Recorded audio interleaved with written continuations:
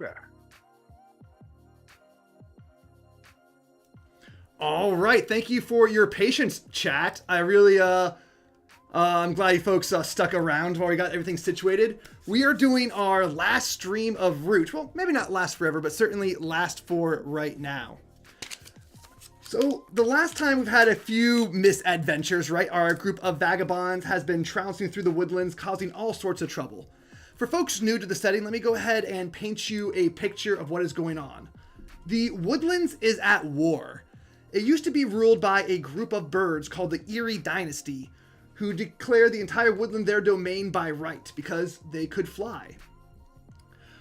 They oppressed the poor denizens of the woodlands, the mouses, the rabbits, the foxes, making them either work for them, pay exorbitant taxes, and pretty much existing as second-class citizens unless they happen to do extreme favors and move their way up the Eerie ranks. Then, from beyond the Great Lake, a group of cats arrived, from a place called the Muldashat. These cats brought with them the gifts of industry, medicine, culture, and they slowly began to work their way into the woodland clearings. The Eerie Dynasty being broken, being not well aligned with itself, being subject to constant infighting, the Eerie Dynasty quickly lost a lot of clearings to the Marquis de Cat. Sometimes by the denizens switching over, sometimes by force of arms. But then a third group arose, called the Woodland Alliance, made mostly of mice and foxes and rabbits, who saw neither the Eerie nor the Marquis de Cat really having their interests in heart. They have formed a guerrilla band who are trying to upset the balance of power and free the denizens, the small critters, once and for all. This war has been raging for as long as people can remember. There's breaks and then they start off anew. In the last episode, the Eerie Dynasty was subject to an assassination, right? One of the leaders was killed and their siblings were squabbling over who was going to take over, using force and various legalistic arguments, hiring assassins of their own, all sorts of nastiness. And it ended with our heroes, for lack of a better word, protagonists, starting or launching a popular uprising. There were already Woodland Alliance members in place that had some sympathy, and then with the help of our vagabonds, they sprang up and overthrew the Eerie Dynasty. So that's where we ended last time, with one of our vagabonds fleeing the scene before she'd be thrown in jail, and Clip the rowing staying there to fight. So between that ending and this time where we end up in the secret spring, go ahead and describe how we got there. Let's start with Clip. All right, guys. So Clip stood the ground, and because his principle is to not to live under the thumb of nobility anymore. To everybody has their own special will, special goal in life, they should pursue it. And that being for Ronin is just to spread that chaos. And so, after fighting, he got his payment because he's a vagabond. He's not really one to stay in one place. So after a successful uprising, he didn't want to stay. That's not his thing, that they stay in one spot for too long. So he asked for a sack of gold, and he's on his way, just going south, just to spread more chaos. Okay, so as you were bounding through the woodland, what is something interesting that happens that bumps you into Quinn the Ranger? Let's see. Quinn, I would say I came across. He was looking for food. And then was eating like something. I was like, I don't think you should be eating that, buddy. So you came across Quinn in a somewhere in the woods, and he was snacking on something that you really wanted. So you tried to deceive him into, that's not a snake, that's a poisonous snake. Something like that? Okay. All right, and eventually you two figure that out. So Quinn, that's up to you. How did you resolve that? Okay, so yeah, Quinn the Ranger, he's a former Erie soldier who became disenfranchised during the Civil War, and became a woodland ranger, living out in the wild. And was very thankful that Clip saved him, as he was about to take his bite of snake. And so and he knew Clip from his his vagabond days. I'm sure we'll get a chance to talk about some of those stories, but then the two of them, as they were going through the woods, the woods are a dangerous place, and so Clip was ahead, and but Quinn saw that there was like bandits who were ready to pounce, and but fortunately, Quinn, being a ranger, is very stealthy, and was able to get around those vagabonds and surprise them with his bow, and he and Quinn were able to escape. But along the way, they ran into maybe another protagonist who had met those same bandits, and who was had been in a bit of a scrape herself, and that was a large badger wearing plate armor and a magnificent sword. Okay, so you're about to bite into the snake. Clip stops you, says, "No, that's no good." You recognize him from a previous encounter where you sort of tussled with some bandits. You toss the snake over your shoulder and keep walking. He snatches it out of the air and starts nomming it down. Yeah. Okay. Yeah. We should cut that. And then the next part of our montage, this is like maybe 2 or 3 days later, you run into Alora. So take it away, Alora. You're muted. There we go. Alora will be very excited to see Clip and Quinn. She is from the Pelaniki Glade, and she is not a fan of the Goshawks, the family that ran the Erie over there. And her ears are burning to know the news, just to know what happened, because that was her hometown. She got kicked out. And she's very excited to see her friends. She's running up to them and saying, hey, what's up, you guys? I heard the news. It came down south that what happened with Pelaniki Glade, the Eries, like, they're all gone now? All right, so Clip, you were probably like have like maybe one of like the Erie banners like wrapped around your head now as like a headband, and maybe that's how she understood that's what happened there, or maybe you heard some rumors that yeah, I heard some rumors that they had fallen, and now you see like this thing over his head like a warrior. How do you know Clip? Have you met him before? Yeah, I protected Clip back in the day from mortal danger. He was up to no good, and I got in the way and I saved his life. All right. So after you two bump into each other in the woods, what happens next? Probably gossip about Pelaniki Glade and what went down, and we're still making our way south. All right, so you greet each other as fast friends, start swapping stories about what the town's like now. Yes. Okay. And then by a few days later, you catch somebody else on the road in a spot of trouble.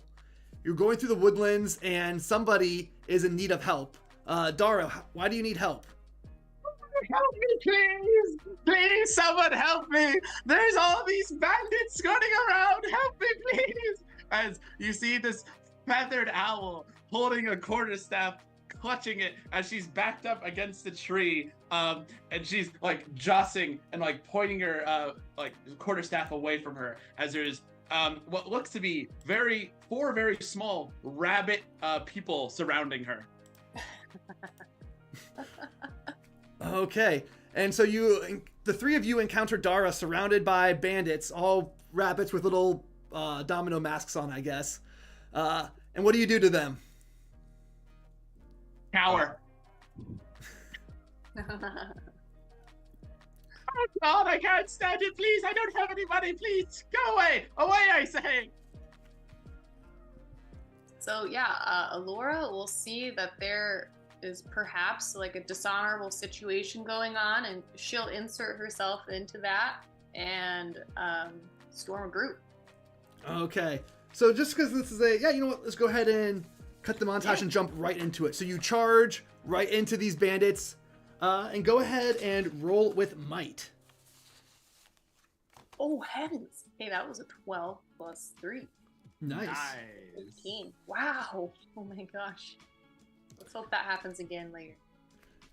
So I'm storming right in, asking no questions. I've got my great sword up, and I'm just absolutely ready to take on at least 3 of the 4 bunnies in one little swipe. Okay. Let's see what actually happens, though. Yeah, you get to choose 2 from the list on a 10 plus. So on storm a group, I'm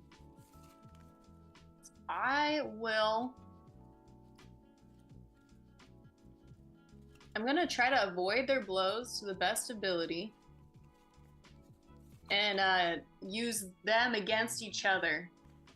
And I'll mark exhaustion as they are inflicting harm upon each other. Okay. Sounds good. So as in this scuffle right here with these rabbits all wearing masks and holding bows, after a second you hear a loud voice calling from the other clearing, "Stop it! Stop it! Stop it already!" "Hey! You take those masks off! I told you about that!" And all the bandits, they stop what they were doing. They walk away from the fight and start looking over their shoulder. There's more bandits! As Kyra Siren, Kyra in your NPC art, Okay.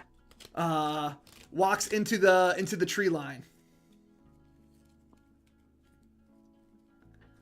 She starts scolding those 3 people, and after a second, you get the idea. They all put their arms behind their back and they sort of look down. That she is a bandit captain, but she doesn't look like a bandit captain. She's wearing a cape that's well treeled. She's got like a beret on that's sort of tilted to one side. And then as the situation develops, you realize that these are supposed to be soldiers or guards, not necessarily bandits. And they're just in the habit of hiding their identity because they're longtime Woodland Alliance operatives. And they weren't asking Dara for to actually like rob her, right? They're trying to get her to pay a toll, but they're just used to using kind of shady language. Or Dara is used to being spoken to using shady language, so you have to pay the toll to him that they're trying to rob me. That's exactly. Dara walked up and they're like, "Hey, you got to pay up if you want to pass." And she's like, "Oh my god, I'm being robbed already." Okay. So Kyra is standing there berating her group of, guards, pickets, soldiers, for lack of a better word. What are the 3 of you doing as you understand what's happening a little bit more clearly? I'm gonna disengage. I will stop making the ruckus that was going on. Okay. And I'm gonna look back at my other friends and let them kind of swoop in. All right, Quinn and Clip, what are you doing? You saw Alora just go in there, start busting people with her shoulders and back of her broadsword, and all of a sudden, like, the fight broke up. How do you react? I'm just gonna find a rock and just sit down and just have a bag of just eating snacks. I'm like, I'm just watching the Captain Siren come out. I'm just watching to see if this really good person or is this just someone trying to get their kids in order, Mm-hmm. All right, what's Quinn doing? Yeah, so I have a background with Alora where she did me a solid, and so as soon as I see her jump in, Quinn is definitely they're gonna start running right behind her with his longsword out. But of course, the situation quickly dissolves. But I'm definitely, my wolf ears have perked up right as I'm watching Tyra, berate these would-be bandits, and trying to get a sense of what's actually happening here, and what is her role with these bandits. And Okay, does anyone here have any reputation with the Woodland Alliance? So Clip, I think you would gain 1 from our last session. So go ahead and give yourself a whole plus, depending on what you were before. Yeah, I was +1 before, so now I'll become +2. +2, yeah. So go ahead and roll for your reputation with them.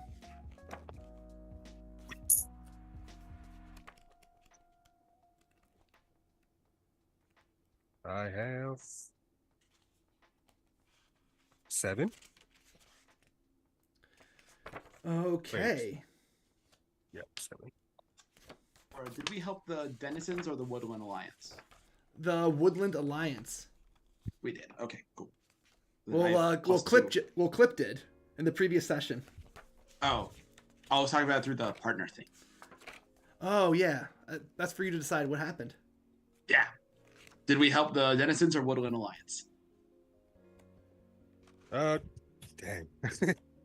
I'm gonna say the Denizens because I feel that Clip would be like they're the underdogs of the whole story going on right now, so he's gonna help them. Yeah, I'm bored. Let's do that. Okay. So yeah, they have heard of you before, and Kyra has definitely heard of Clip with that role. So you get to decide if she's heard good things or bad things about you. Oh, I'm gonna let her hear bad things about me. All right. So she sort of looks you once over again, understands that you were just up there in the previous clearing and caused all that ruckus with the Eerie and allowed them to take over. But then just as you were about to be anointed to a position of leadership, you left. So she sort of looks at you kind of sideways and questions why you've come around here again. But before you get a chance to answer, right, she turns to Alora, and says, well, you really look like you know how to swing that sword. You chucked Johnny here really good, and he's still rubbing his shoulder. Oh, yep. Sorry about that. I just saw old Owl in trouble, and I thought 4 against 1. There's a problem here. My apologies. It was an honest mistake. And before you're even done talking, she sort of shifts her attention. Like she only listens like the first 5 or 6 words before she moves on to Dara and says, "You, why were you starting all those trouble with it? Don't you know better? Don't you know where you are?" She's directing this. Oh, muted. Yeah. No, I don't really know. I was just walking through the woods. That's honest. She looks at you and says, "Well, you should show some more respect. You were in the first zone controlled by the New Woodland Republic." The what? The New Woodland Republic. What do you think you've been fighting for this whole time? Trees? She sort of shakes her head furiously. Says she rounds back on Clip as though she's been expecting him to answer this whole time. Well, what are you doing here? No reason. None of your business, really. She furrows her eyebrows at that. As captain of the guard, she makes it clear that she thinks it is her business. And says, "You know what? You look like capable fighters. You should come with me." The implication is that it's not really a request. As I shake my head vigorously. You're a lover, not a fighter? No, I'm an adventurer. I love adventure. And see, again, she'll sort of raise her eyebrow and says, "Well, we might have use for you after all. You can fly. We have very few evasives on our side." Oh, I could fly. All right, so they're all bidding you follow them back to the clearing. Are you going to go along peaceably, or are you going to try something else? No, I'm going along peacefully. I'm not fighting. No, thank you. Unless your coin is pretty, I ain't gonna go with it. Alora's gonna go up behind Clip and fold her arms around and with her sword hanging out and kind of back him up in that with the coin situation. I'll say Quinn is just off to the side, but they've already got their kind of pipe out and just observing this situation to see where it'll end. All right. So the situation is quickly deteriorating. You were supposed to already pay some sort of toll. There's not really coins per se in this world. It's more like, how many mushrooms or how many bags of acorns. Oh, okay. But How many shiny pebbles do you have? Yes, exactly. How many shiny pebbles? You were already supposed to pay a tax to enter her domain, and now that you were suggesting that you instead get paid just to follow her commands, things are about to get bad here. She commands her archers to draw their bows as though she's giving you a last warning. So it's on you to act. Do you want to jump forth into the melee, or do you I was have gonna say, another let's plan? call it an even split this time. I'm feeling like I'm in a good mood.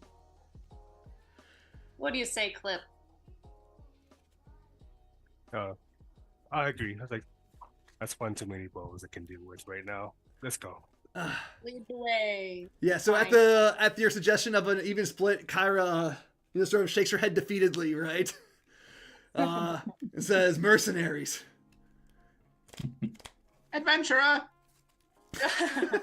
All right, and then boom, we'll cut that scene. Okay, so I think the next one, we can start somewhere in the secret spring. Alrighty. All right. Secret spring.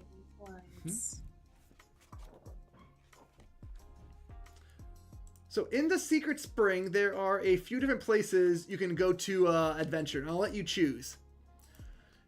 You can start at the tavern, the Merry Myconoid. You can start in the ruined fort that is now serving as the Rebel base, or the new Republic headquarters. Or you could start at the spring itself, which is sort of like the bathhouse and merchant area, right? Like imagine a hot spring that has like a bunch of swim up stalls. Oh, okay. So where would you like the next scene to start? I think every good adventure should start at a tavern. So that's my vote. Probably on the road, a little hungry. Yeah, could do with some hot ale. Yeah. Okay, so go ahead and switch this NPC art to Roshi.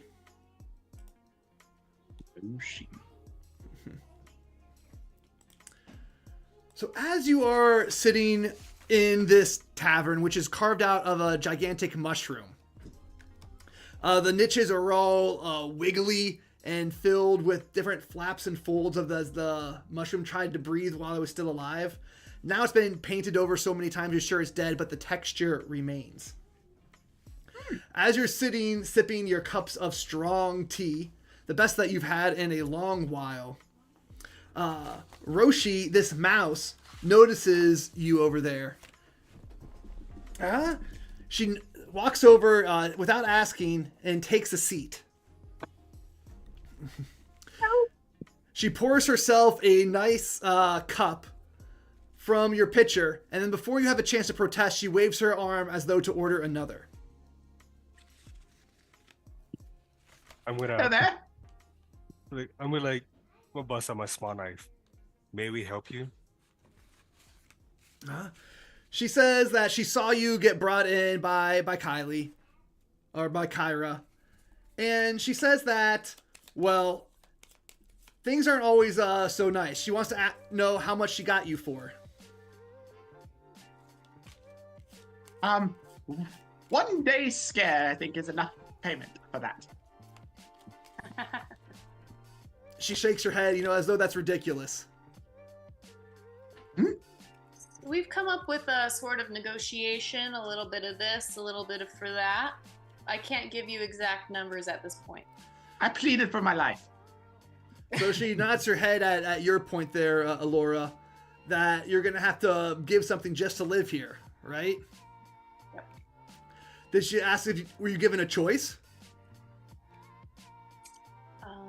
I guess that's up to you. It depends on how you would see a choice with many arrows pointed at your body. So Roshi sort of rolls her eyes and nods at that and says, you know what, me too. It's really, really hard to farm the land when you got some arrows pointed at your back. Mm-hmm. You're a farmer.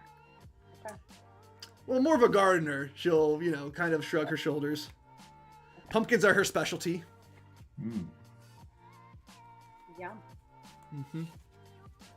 Well, she'd prefer to be growing pumpkins. but she's been told she has to grow something else now. What do you have to grow? Yeah. She has to grow the night flower. Can I try to understand what the heck that is? Yeah, night flower.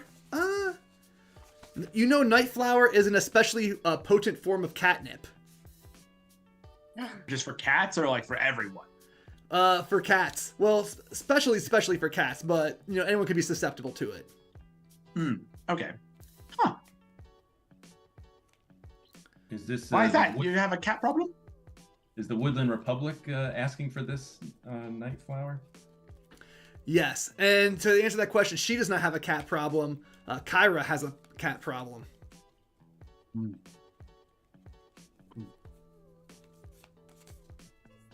Well, do you want us to go find you some pumpkin seeds and maybe we can help you grow some more pumpkins? She sort of laughs at that. The pumpkin seeds aren't the problem. The problem is she doesn't grow the night flower as she's told. She'll get an arrow in her back, just like you folks are about to get an arrow in your back if you didn't do whatever Kyra told you to do. And then she goes off. She's probably going to send you off on some dangerous mission, you know, to goodness knows where. Wait, she's going to give us an adventure? If perk rushing up into certain death is your idea of an adventure, then yes. Well, it isn't, so... And at that, she points up at the wall, and there's a plaque hanging, or a series of plaques that have little portraits of mice and 2 foxes. What's that? The last heroes of the Alliance. What happened to them? The same thing that's going to happen to you, I suppose. They were sent on a mission at Kyra's request.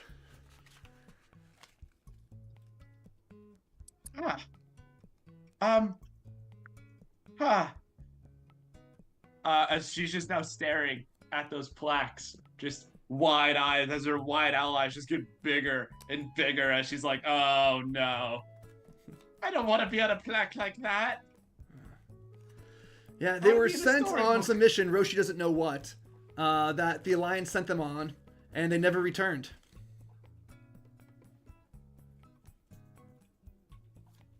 I'm gonna try to calm down Dara. Like, this is the kind of stuff us adventurers live for.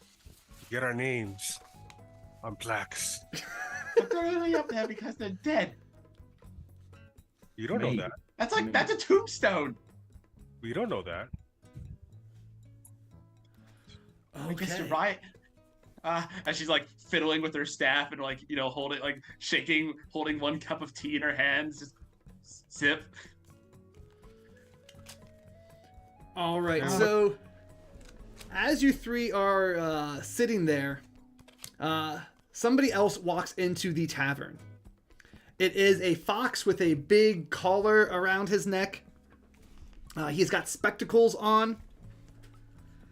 And he is wearing a very fine pantaloons. They're purple and gold thread woven together in sort of a plaid pattern. You can tell that it took extreme skill and wealth to afford it. He walks over to the bar, just waves his hand, doesn't even bother to proffer any form of payment. And the keep goes under and blows off a bottle of mead and sets it on the table. The fox gets out a very small glass from underneath his cloak, sets it on there, pops the cork, and begins to pour himself drinks one by one. Alone. Okay, Cliff sees that, notices how wealthy he is. I'm gonna go over there and try to strike up a conversation. All right. This is counter gauge in your NPC folder.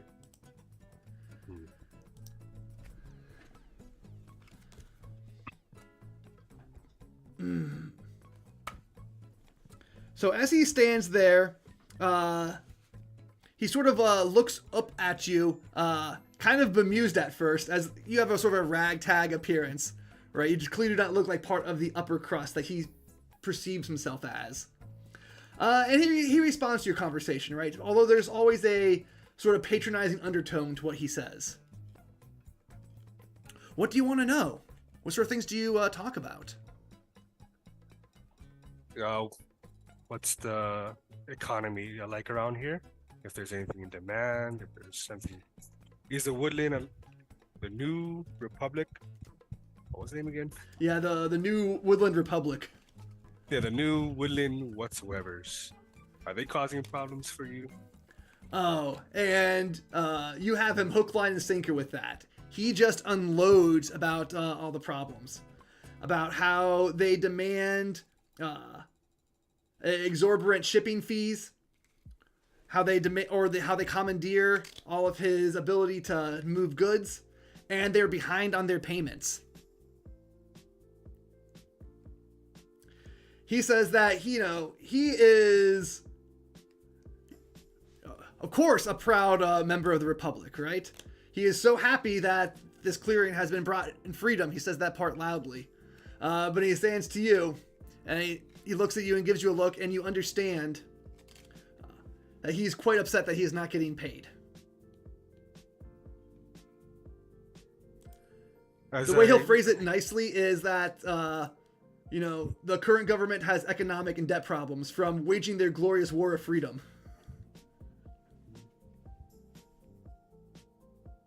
And while he says that, I'm gonna take a quick look around the room to see if someone is out of place, like eavesdropping on us, like that's not supposed to be here. All right. So go ahead and try to roll to figure somebody out as you gauge around the bar. Figure someone out. Roll with charm. I have 11. All right, so you get to choose 3 of the following, right? 3 of those little bullet points, and you can use them any part in the scene. Oh, okay. All right, so while Clip is over there engaged with conversation, what are the 3 of you doing? Are you still at the table with your mouse friend, Roshi? I have a question for you. As I'm talking to our squeaky farmer over here. Mm-hmm. How? I hush my voice. How do we get out of here quietly? She sort of looks at you confused. You mean like you sneak away and leave? No, like wander off by accident and get lost in the woods. Yeah, she shakes her head at that and says they've built that town wall, and then she points out the window, and you remember walking through here. There's a great gate, right? There is tall timbers shoved into the ground. Mm-hmm. Those aren't just meant to keep the enemies out; they're meant to keep their citizens in.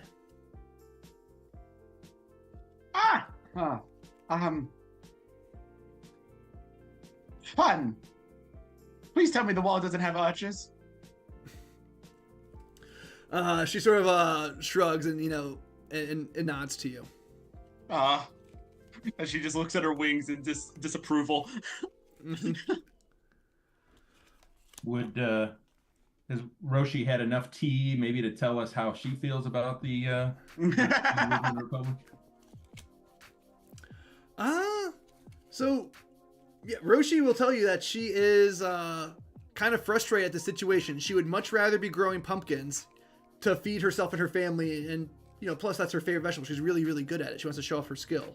She'd much rather be farming pumpkins, but she has no choice but to grow drugs for the rulers of this clearing. Does she know what they're doing with this catnip or this night flower? She can shrug her shoulders. She give you an educated guess that they're probably being sent over to the other clearing where the Marquis lives, where the Marquis is still in control. If you get everyone hooked on catnip, it's a juicy target. Maybe though Alliance is feeling emboldened from their recent success in Piccadilly Glade. And Alora's, her nose will kind of poke in a little further into the conversation, hearing the Pelaniki Glade, that's her hometown. Mm-hmm. And she'll immediately lean in and say, tell me more about what you know happened at the Pelaniki Glade. So Roshi will give you sort of a sanitized version, right? So, well, this is what I heard. That there was a spontaneous revolt, that the people were fed up with their oppressive leaders, and they finally saw themselves as the true heirs of the woodland that they are. You know, sort of giving you the Woodland Alliance propaganda line about what happened. A spontaneous uprising, the triumph of the people. My friend Clip was there, actually. At that, Roshi, he's over at the bar, right? You're pointing at him? Okay. I'll point over, and I'll also add, do you feel like there will be any kind of uprising in this town because of the current leadership here needs to be replaced? Or do you feel it's going well? So I think that is sort of beyond her capacity to answer at this point, right? That's a very dangerous line of questioning. Openly talking about rebellion. So she sort of has this nervous look go all over her face. When all of a sudden, a third person storms up and picks Roshi up from your table, right? As though to stop them from getting in any more trouble. Okay. Mm-hmm. This person. Third person. Yeah. Ooh. Is Guliam. Okay.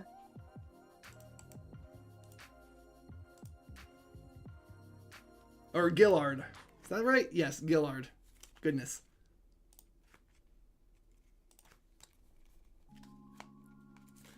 Gillard is a cute little birdie, little blue jay, who shares the same sort of battle scars, dirt under their nails, and well-worn travel cloaks that you folks have.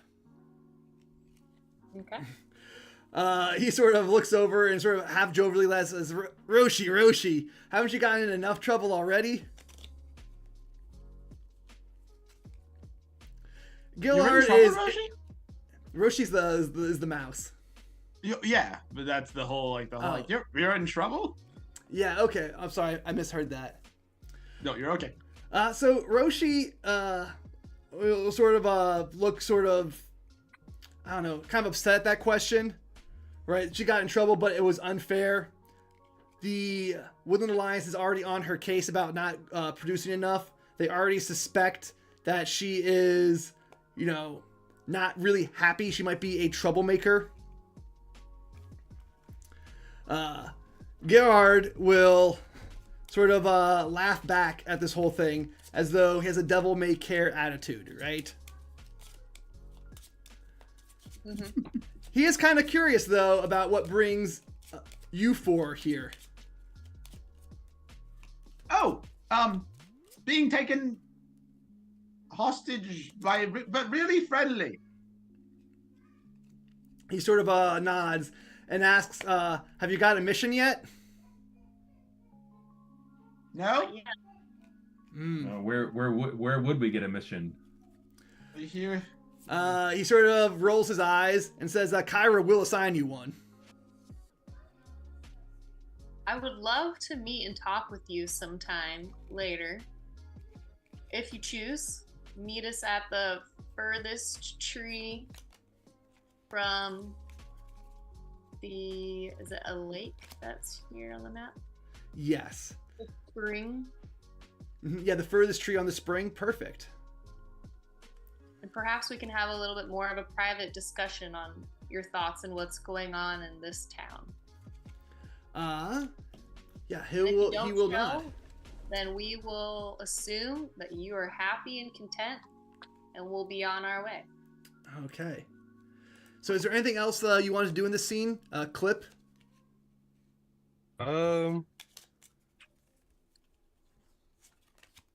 No, I think I'm pretty good with it. I'm content with what I got from him.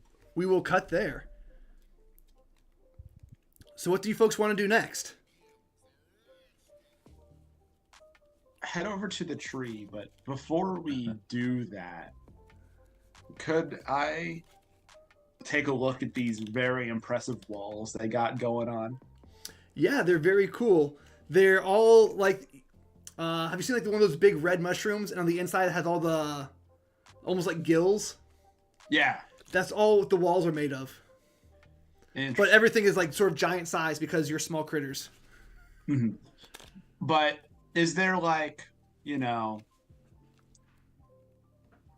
archers on them, or like? Oh, you who's mean in not these the walls of the tavern, the walls surrounding the town? The town, yes. Yeah. So all the timbers are sharpened at the top, and there are guard towers, maybe like 3 or 4 of them. Mm-hmm. And they're just like placed on the corners, or is it like The clearing is roughly circular, so there's like maybe like 4 guard towers, but they have the entire perimeter covered. Gotcha. And I don't see anyone like marching along them or anything, or like. No, the walls are only 1 timber thick on one side, and on the other side they have those sort of cross log barriers. Yeah, the cavalry prevention. Yeah. Are these guard towers structurally sound? Can we check that while we're like looking? Can we untie one knot and have the thing collapse? So of course they could be possible to wreck. Food for thought.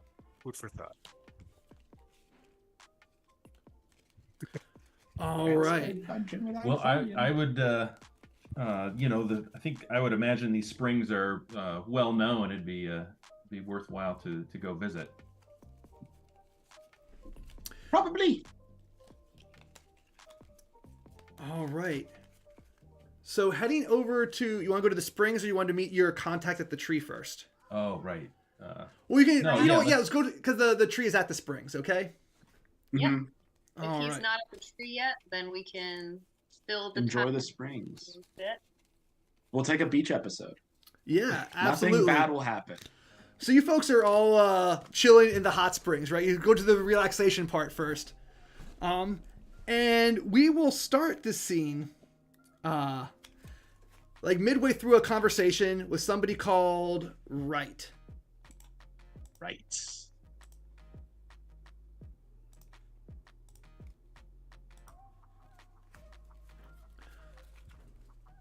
Wright is an otter with a bandana over their head. And she is engrossing you with tales of seamanship, right? You had no idea how much went into making a boat, right? You just thought you just get on there and you float, maybe you paddle some. And they are just telling you all the details. Not only of how to properly navigate a river, but how to do boat repair, boat maintenance. Oh. Mm-hmm. I never knew there was so much in boat making before. Mm-hmm. Yeah, and she nods and says, neither did anybody else. That's why we're so valuable. So you're a shipwright, I take it? Yeah, and a trader. Do you trade in ships, or do you trade in goods that you build on the ships? She tells you she trades in goods, that people ship things from her up and down the river. But lately, she's been having to do things over ground. What was her name again? Right. Right, the shipwright. Right, the shipwright, exactly. Is it because she has to have to do the work for the Woodland Alliance Republic? Well, she wouldn't say she has to do it, right? Well, that's the thing about being a merchant, is that you get to go to and from, and no one can really stop you. Oh. Right, if you just leave. But she says, well, the last time I came back, though, I didn't get paid. So I'm not really sure if I'm going to be leaving again. Mm-hmm. Oh, you can't Until buy I new get wares, that money. can you? Mm. Who owes you money? The New Republic government. They owe everybody money. Oh, Yeah, she opens up her pouch and there's a bunch of leaves that are like IOUs, like oak leaves that just say IOU written on them. Worthless. She throws a handful of them up in the air. Do you like being paid in certain goods or services, or strictly in like a specific thing? How are you expected to get paid back? She sort of shrugs her head. Wright's not really sure how she's going to get paid back, other than, well, eventually they will collect more taxes. And I'm going to get my share of that when that comes. She says that sort of half-heartedly, half-confidently. Oh, when was the last time they collected taxes? She scratches her head last moon. Okay. and how long is it till the next moon? Few days. Okay. Why is she trading over land and not water? Because you're in a landlocked area. Oh, yeah. Okay. The river, the bend in the spring, became controlled by the Marquis. Mm. And she sort of shrugs, well, at least the Marquis are good for their coin. At least the Marquis pay up. The lower bend. Mm-hmm. The lower bend. Well, And on that note, Ray starts talking that maybe she'll go back there and just stay. Who knows? well, if you're ever heading out that way, please, we'd love to travel along. I've been wanting to get in the shipwriting business for the long time now, and trading just sounds wonderful at this point. So, maybe I could tag along and learn a couple things. I could even write you one of those IOUs. She nods and says, "We'll figure out if you want to come along. We're always looking for deckhands. But be warned. We always get what's ours." Oh, of course. I don't plan on shipping anyone. And at that, she sort of looks over towards the Republic flag in the wind. We always get what's ours. All right. Viva la revolution. What is right? Is she a mouse? You said, or She is an otter. otter? She has a bandana on. Okay. Proud member of the Republic. Yeah, So, during this. go ahead, Clip. Go ahead. So during this whole conversation, can I just like full on try to figure out if this is like just a facade or just basically I'm feeling out this person.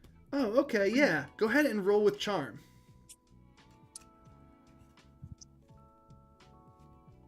I have a 9. All right, so you get 1. What does the character intend to do? Or, like- If they do not get paid, they intend to betray some rebel spies that are in the lower bend to get even with the alliance.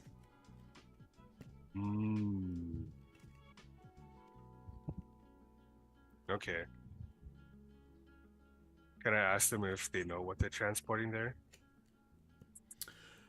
Well, she sort of shrugs and says, "It's not really my business looking the crates. You'd have to talk to Counter about that."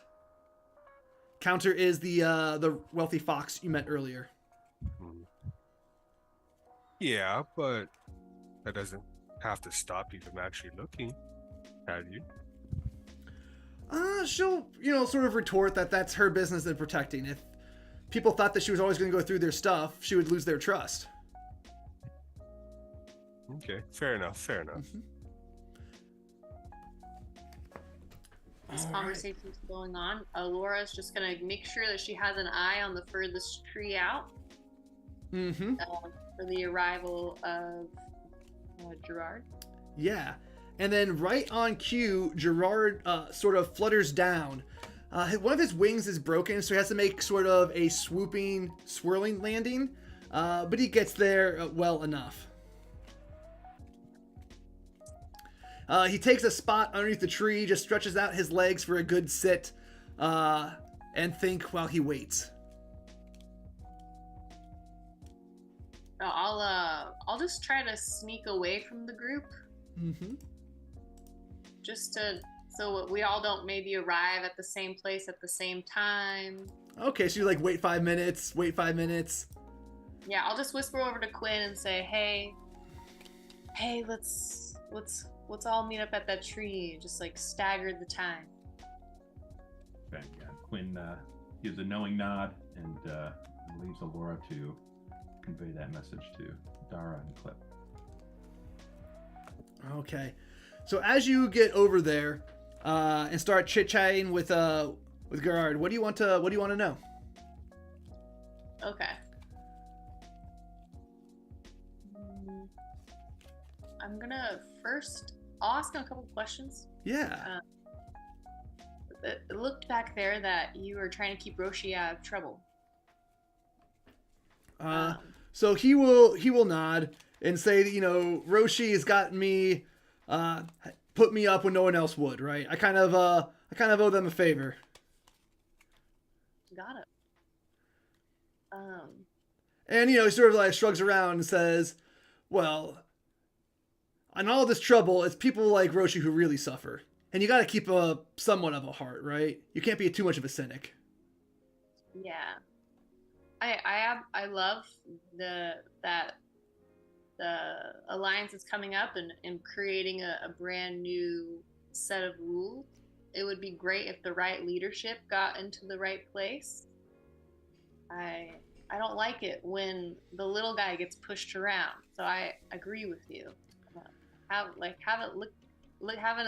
an eye out for a friend is a must when they could get easily squashed by a tyrant ruler. Mm-hmm. Then he'll go on and start complaining for a little bit. And says, you know what they assigned me to do? They assigned me to sweep the fort. Can you believe that? What do you see when you're sweeping the fort? It says all sorts of things.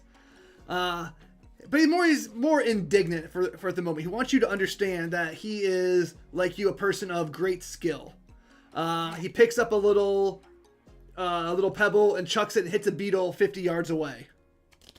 Oh, wow. That aim is unbelievable. Mm-hmm. Mm-hmm. Are you looking to use those skills anytime soon? So, can you give him maybe a promise? Or you know what? I think he's trying to figure somebody out. Yeah, I am. Okay. So I can roll for that. Yeah. Roll with Okay, that was a 7. All right, so you get 1. Not heaven. All right, let's see. What does this character wish that I would do for them? Ooh, so deep down inside, they wish that you would accompany them on a heist. Okay. And not screw them over at the end.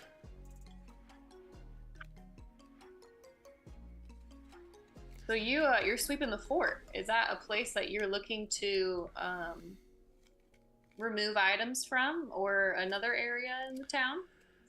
So he'll give you a little bit more information that to get to that point, that it was a ruin at one point. A ruin. Okay. And that the bottom tier has never been explored. Is that nearby? You've seen the sort of clearing is built around this ruin. Okay. So it's in the town center, just outside of the spring. And then just sort of casually, Gerard will sort of like fly up into the air, like peer down at it, and fly back down. Okay. Are the others? Have anyone come? Has it been time enough for anyone else to join this, or not quite? Has this been a short conversation? I don't know. Who do you think's come over next? Anyone want to step on? Dara. She's like, okay. Okay, so Dara, you come in just as you're starting to hear about the underground. And the first thing that you hear is Gerard saying, a sign that said, danger, keep out, has never kept folks like us out, has it? Oh my gosh, that sounds like an adventure. Gerard, catching on your maybe naivety, excitedness, says, yes, it would be a great adventure.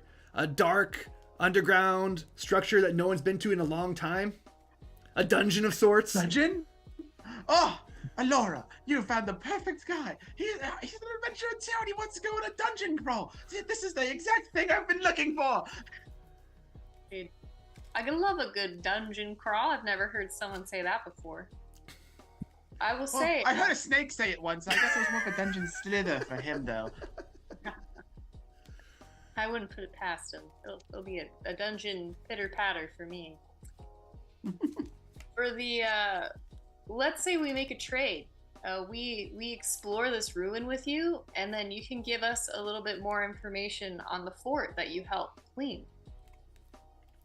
That's sort of what he is doing. He cleans the top part of the fort, and the dungeon is in the bottom. And he said he's sort of curious though, but why you want this more information about the fort? Just in case the current leadership is hiding like funds, for example. We've noticed there's a lot of injustice with payment, and that's not how like a good leadership should be built up. And I want to make sure they're being true and honest. Also, a good farmer's pumpkin seeds have been stolen from them, and I want them rightfully returned. So Gerard will sort of shrug his shoulders. The information that he's able to give to you is he has not seen like a big treasure room in the top of the fort because he would have been the first to check it out. Got it. He also wants to convey to you that he's here for the time being, right? He could leave at any time. Being the janitor is just sort of his disguise. He's a bird. He's more than capable of flying over the walls. He's a rogue. He's more than capable of sneaking out. This is just sort of his, almost like a little staycation. Let's say you or I should say one more thing, that he's not trying to get on the Alliance's bad side, right? He does not want to spend. He just got out of trouble with the cats. He's not trying to. He's not trying to start things up with somebody else, with this new republic. He sort of rolls his eyes at that.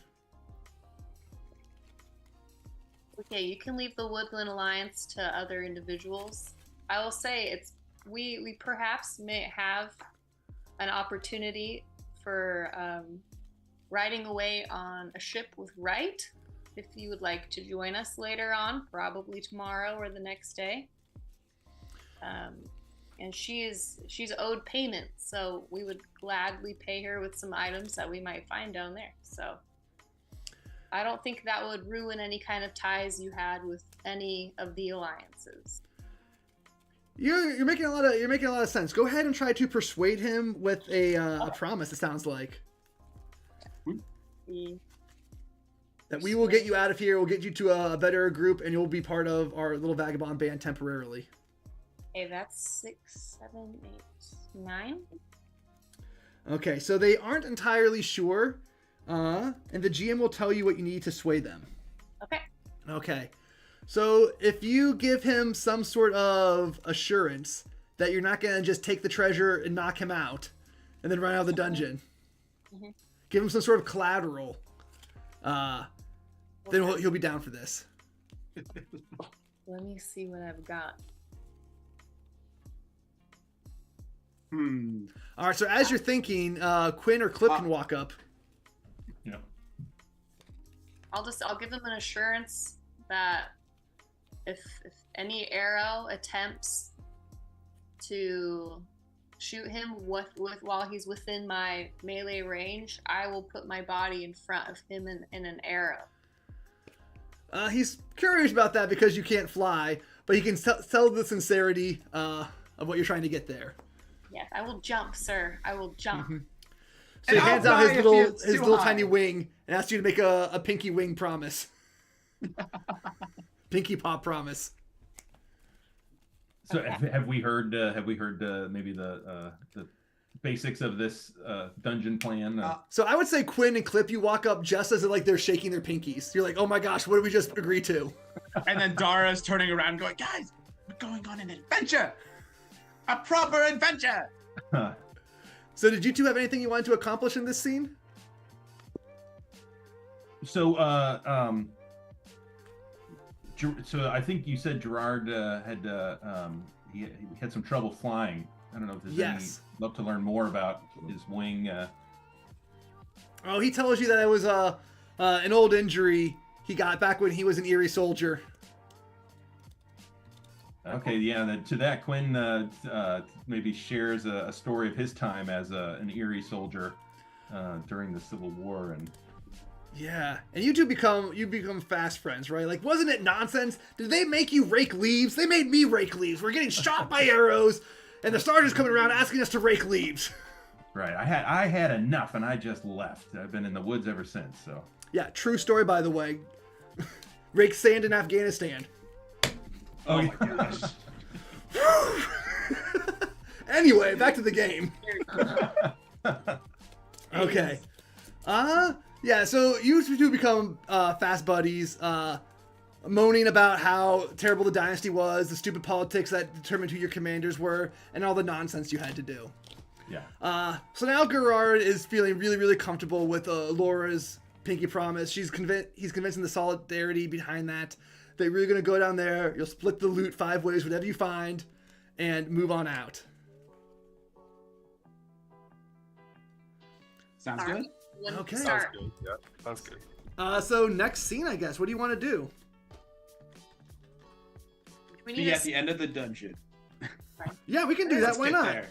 We need to sneak around town to avoid Kyra as well, so she can't give us a job.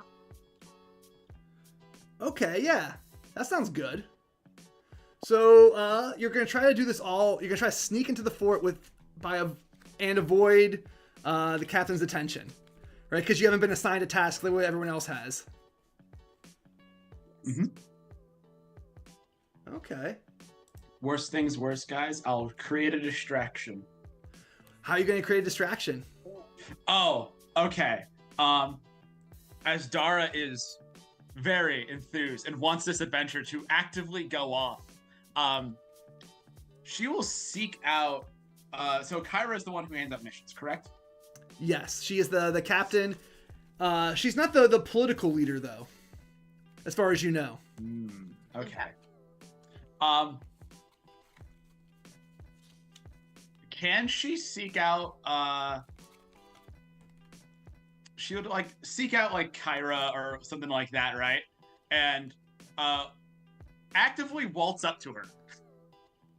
And she used to going to start telling her tales of like adventures and like what she's done as like a storybook, and like how being robbed like one of her fantasies of like, oh my god, I feel like I'm in a storybook and this is like the craziest thing that's happened to me since like last week when I was with the cats, and the cats made me like board a pirate ship, and just start telling these crazy stories that just do not have anything to relate with one another. Okay. So it sounds like you're trying to trick an NPC, so go ahead and roll with cunning. Cunning. I hope I'm good with that. 6, 8 plus 2 is 10. All right, so you can go ahead and... Yeah, they take the bait, right? Yes. So what exactly is it that you want them to... So you tell me how Kyra responds, right? You tell me exactly what Kyra does, and we'll make it so. So the whole point is to bog her down so much mentally that she's like, please let this end, right? Because like even if she like actively like tries to walk away, I will follow her, right? So basically I just want her and her posse to like go in the fort and just slam the door in my face. Yeah. All right, she does that, right? You start talking to her, you start getting in her ear, you start asking her all sorts of questions about guard duty, and all sorts of things that you could do. Like, I could fly 50 feet. I could see at night. I can move quietly. I can turn my head around 180 degrees. Yeah, and eventually she walks into her study, closes the door, says, "You really must excuse me." And then she sort of looks around as you hear the door closing, and one of the guards follows her in, and she says, "Now go find me the competent ones."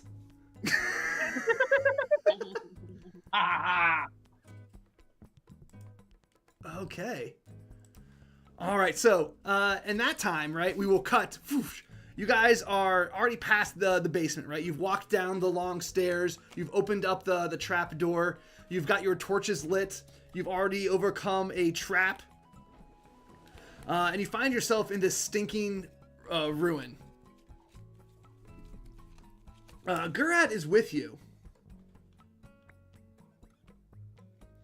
And he's looking down the hallway, and he says, "Wait, and you hear a scraping sound in the distance. And then it becomes a tapping. And then another scraping. And then another tapping. What are you doing? I'd like to read a tense situation. Go for it. Does that? Yeah, so I think that's the one that. Roll with cunning. Yep. Yeah. Okay, that's a 7. So you get 1. Get 1. Okay, I will. Who or what is the biggest threat? What is the biggest threat right now? The giant ant just around the corner who's coming your way. Giant ant. Okay. And I can hear just singular. Okay. All right, so if you want to, that's in your NPC art folder. It should be as giant. Okay. And we'll put that up on the screen. All right, so what do you do? So I'll go ahead and tell my friends. I'm sensing like a very large creature coming upon around the corner. Clip will take out his mastercraft sword and just storms it. All right, so not afraid of anything. You bust around the corners. Boom. And go to face this this giant ant. So you run around the corner and take a swing at it. Go ahead and engage in melee. All right. Engage in melee. Where would I do that? Where is this? Roll with might, yeah? Yes, roll with might as you engage in melee. I get a 9. All right, so you get to pick one. You want to inflict serious harm or suffer little harm? Impress, dismay, or frighten your foe. I would like to suffer little harm. Okay. So as you swing at the ant, you do 1 injury to it, but it turns around with its its mandibles the size of a carriage, and they chomp down right at you. So go ahead and mark only 1 wear as it hits your shoulder pads and pauldrons instead of going for your vital organs. Gotcha.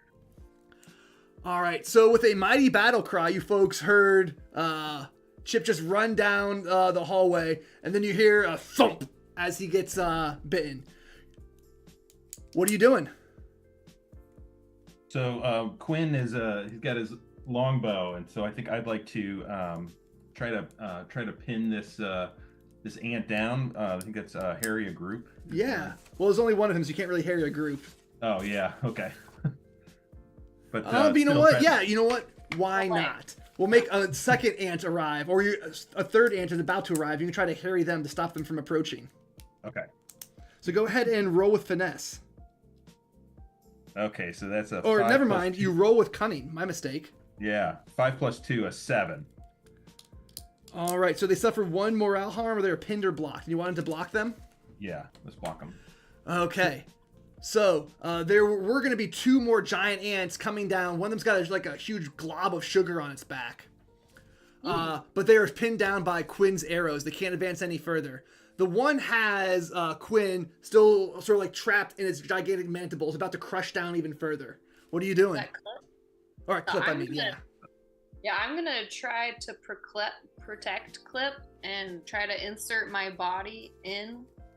So if any other blows come to him, I'm going to try to make it come at me instead Yeah, absolutely, right? So you sort of try to interpose yourself as the giant mandibles open up. They're about to slam down again, and you sort of get in the way and stop that from happening. And then I'll slash my greatsword at him as well. Yeah, go ahead and engage in melee. At close range.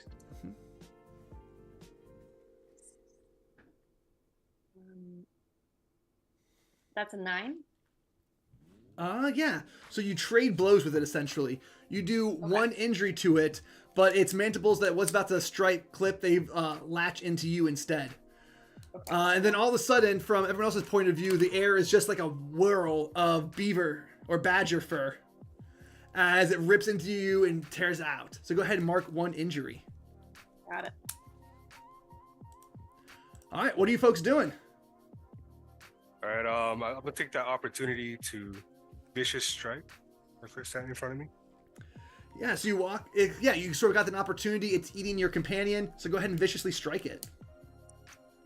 Yeah, I'm gonna try to lop off that mandible to get it free. Yeah, go ahead and roll with you have a vicious strike. That's one of your special abilities. Yeah. Mhm. You mark exhaustion, then roll with might. Okay. Okay, so my 7. Okay. So yeah, they suffer serious harm and cannot mark armor word to block it, which they've been doing this entire time because they have that thick chitin coating. So instead, you're gonna injure its soft body. It only has 2 injuries, and you scored 1. But they get a shot in as well. You lob off one of its mandibles, and then it's going to use its disproportionate strength to pick you up with its 4 claws and chuck you across the cave towards the 2 other ants that are coming in. So this is I was talking about earlier. If I protect Clip from a mortal dangerous act, I can take that instead of him getting an injury. Oh, okay. Possible? Yeah, so yeah, we'll do that to you, right? So instead, Wow. you interpose yourself a second time, and the ant picks you up instead and throws you. It's an ant. It's not very smart. Just sees foe. Yes, and so Clip will be spared the injury, and I'll mark exhaustion for taking that. Okay. So you mark the exhaustion, but you still get thrown through the air, though. When you land, you have the 2 other ants that were previously being harried right above your body. Okay. What are you doing? All right, sorry, quick question. Yeah. Because my Mastercraft sword has these 2 additional tags of sharp and large. Does that automatically happen, or do I have to say it by using it? Oh, what do those qualities do? Sharp is mark wear when inflicting harm with this weapon to inflict additional harm. Okay. And large is mark exhaustion when inflicting harm with this weapon to inflict additional harm. Yeah. So did you want to? Do you want to mark an additional harm when you were chopping off its mandible and chop off the other one? Yeah, I just want to use everything at this point because I think it's huge, right? So. Yeah. Yeah. Okay, so let's say that happened with your vicious strike. When you broke through its chitinous armor, you did 2 points of damage to it instead, right? You split its belly open, and this ant is now dead. But doing so really hurt your sword, right? You can sort of feel it vibrating through you, and when it comes out the other side, it's got a couple chips in the blade from some of its interstitial fluid. You. Interstitial fluid is such a great line. Well, I'm not sure if it's biologically accurate for ants. I was trying to remember, but it's been... I'm not going to get the book out. Let's start up to she's screaming her head off. Alora's dying to know how the owl's doing. Yeah. So what are Am you I doing with the with group? my adventure?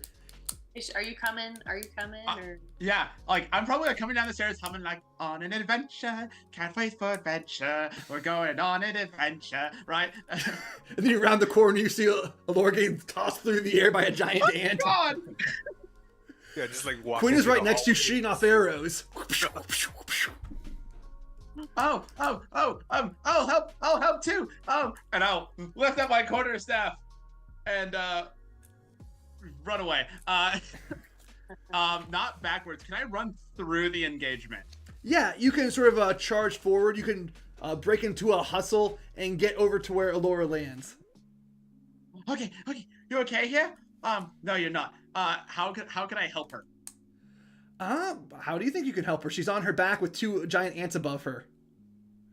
While you think of that answer, I want to interject that one of my longtime viewers, Matthew Autodidactyl, says insects have hemolymph. Oh. Well, I was gonna say that. I couldn't. Now we know.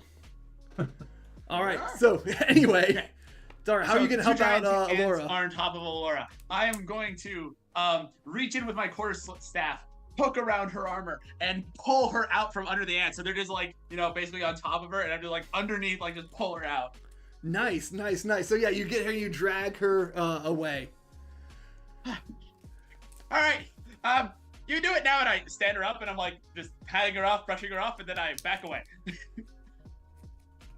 All right, you got this. Can Quinn get another shot, an arrow shot before he jumps into the fray? Yeah, absolutely. Go ahead and try to target somebody. Yep.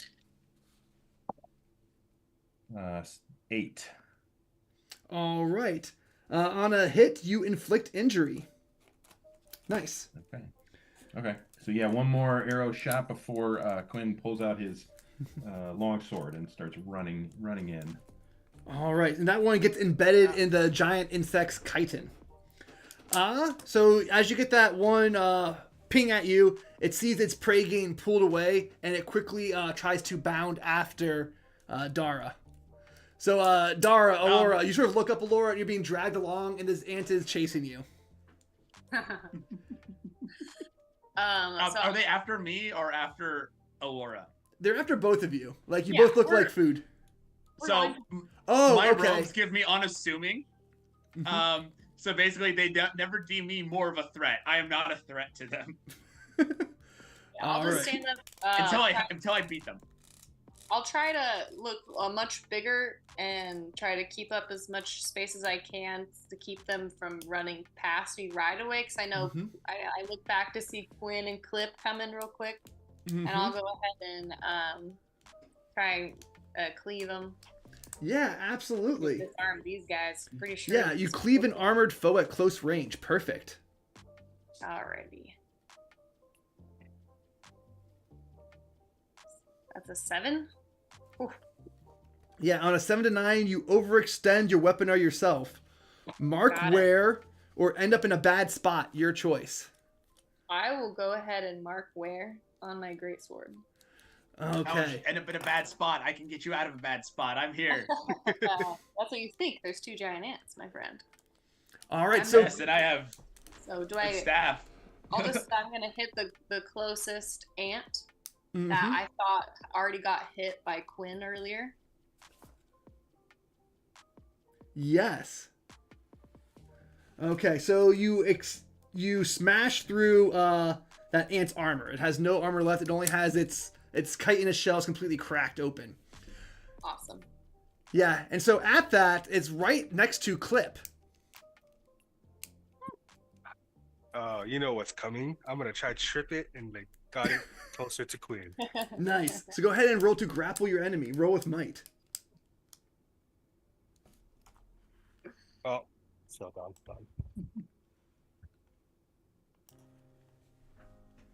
With might, I get a 7.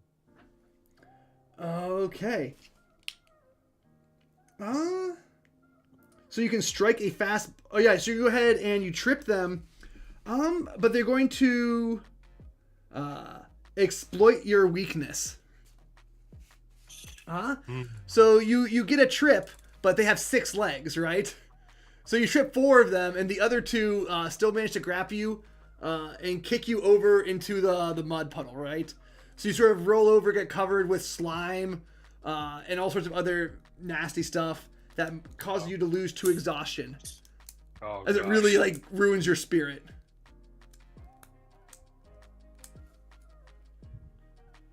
Right.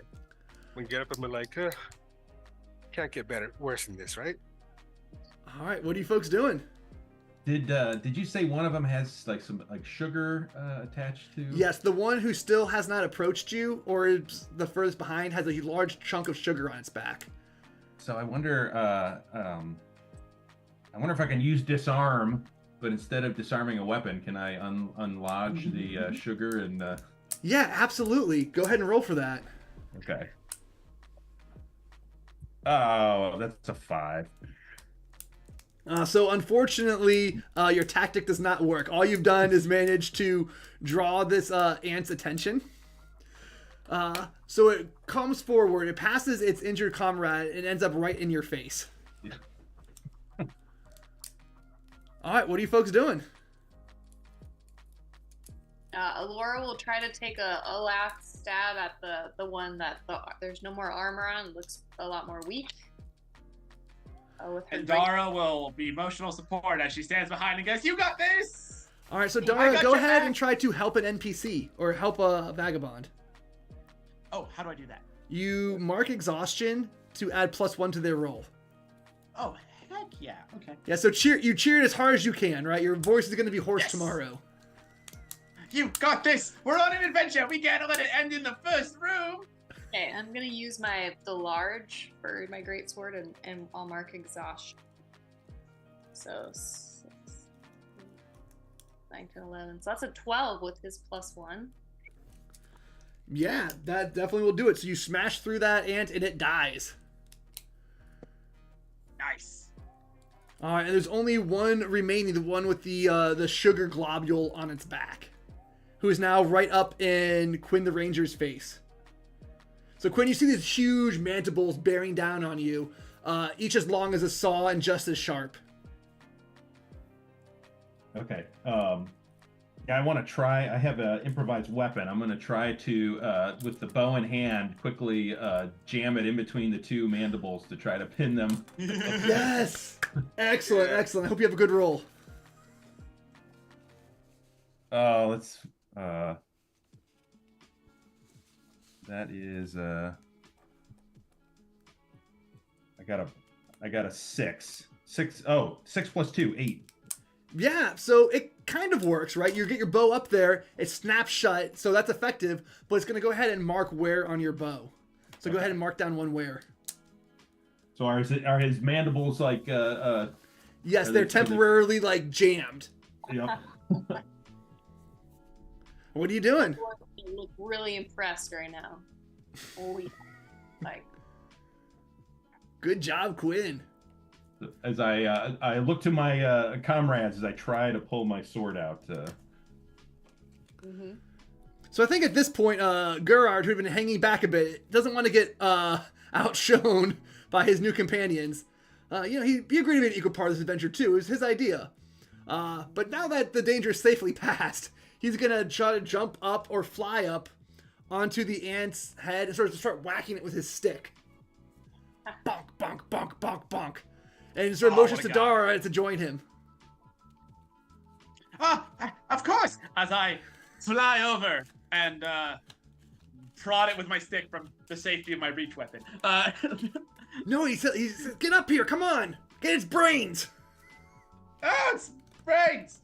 Okay! As for adventure! As I fly up and I will drop down with my stick and whack it on the head. Alright. So you see Gerard and Dara up on top of this ant, just hitting it with sticks back and forth. How are the three of you going to finish it off? It sounds like drums. Yeah, I was gonna let Flip have a first go at it. I'll look at him real quick and say, all right, I'll follow you in, because Quinn's already kind of in the area as well. All right. I'm just gonna be like. So I'm just gonna grab a piece of rope from my bag. I'm just gonna tie up its legs and like hog style, just flip it over. All right, so as you flip the ant over, the two adventurers who are on its head also sort of fall off. Who lands in the mud, do you think? Do you think it's Gerard, or do you think it's you, Dara? Oh, it's Dara. Yes. All right, so you land in the big pile of slime and mud that Clip just landed in. Ugh. Gross. All right. And then as you're there, the big bowl, the big blob of sugar also rolls off the ant's back and then lands on top of you. So you're in this mud puddle with this huge, like, sweet, sticky thing above you. Oh, no. I'm just covered in feathers and sticky sugar and mud, and she's like making it actively worse. And she's like, "Oh, get it off of me!" And she's smearing it everywhere, like just like really getting it in there. Like there's nothing. Oh. Oh man, talk about a sticky situation. Mhm. The hot springs ain't gonna fix this one. All right. Alora will approach the ant and say, all right, Quinn, let's finish this together. And then she'll swing her greatsword to cleave at the lying exposed ant belly. Right, with I its, don't know. Yeah. its underside exposed, we both, put the killing blow. Yeah, with like our double swords, dragon style. Hua, yeah, whoosh. Yeah, I rolled an 11, so that should be pretty sufficient. Yup. You gutted this ant, so you guys are all there. It's hemolymph is spilling out. You guys all get back and look at her a second and say, wait a second, where's Dara? And you see her wing flapping out from the ball of sugar. Yeah, go ahead. And I think that's a good place to cut scene, and we'll go ahead and take a break. Chat, thank you so much for hanging out so far. We'll be back in 10 minutes. Yay. Absolutely. Yeah. Awesome.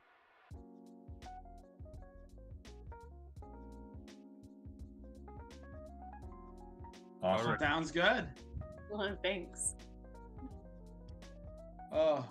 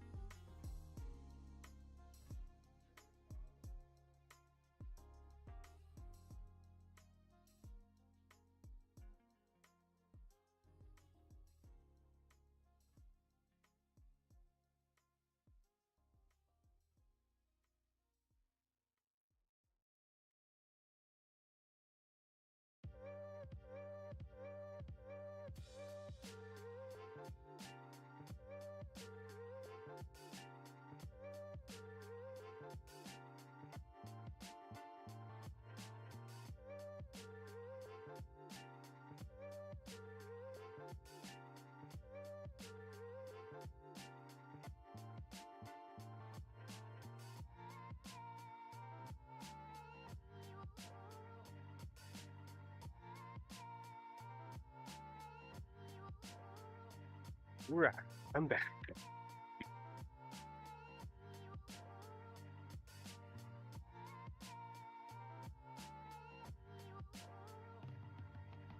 Ah, man, it's confusing. It's hot. It's cold. It's hot. It's cold.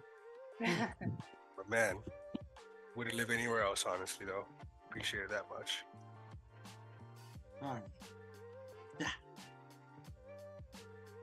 Oh, dude, no, for real. There, okay. There is a literal black market for spam among the homeless people here. Oh my goodness. Like, yeah, it's a staple here. Like, we even have to grocery stores. We used to, when things were bad with COVID and stuff, we had to lock it up behind those security guards. Whoa. Impressive. Pretty much, I just have a pot of tea on, so I'll be out in a couple minutes to grab it. I just hope there's a treasure at the after this. There better be treasure.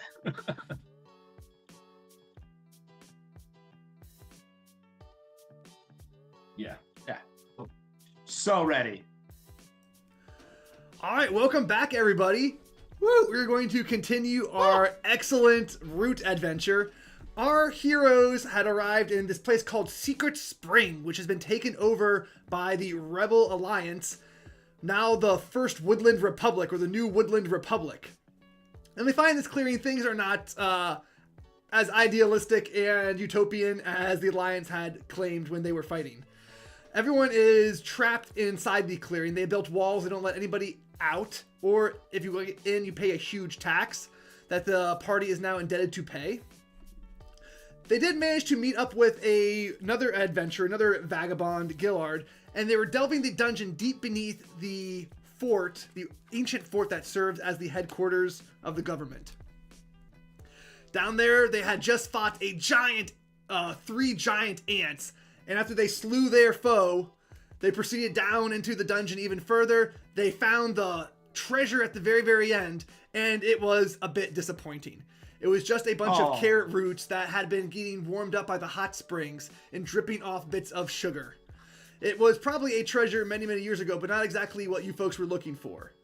And so when we cut I was back... hoping for pumpkin seeds. Darn it. You know what? You can find your jar of pumpkin seeds, too. They were down here all along. Adventures are really worth it. All right. So go ahead and open up the NPC art for Gilliamew. Guilamew? Ooh, that's really big. One second here. And so we're going to start the scene with you folks complaining about the bad payout you got from that dungeon. Maybe someone is saying, you know, and after repairs, we only got 1 depletion restored each, or something to that effect.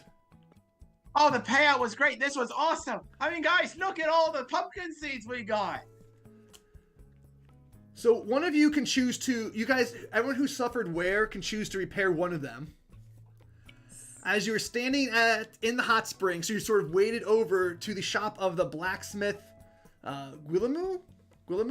Something like that. We'll call him Guile. Guile. Can I, instead of getting a repair, could I get an exhaustion removed?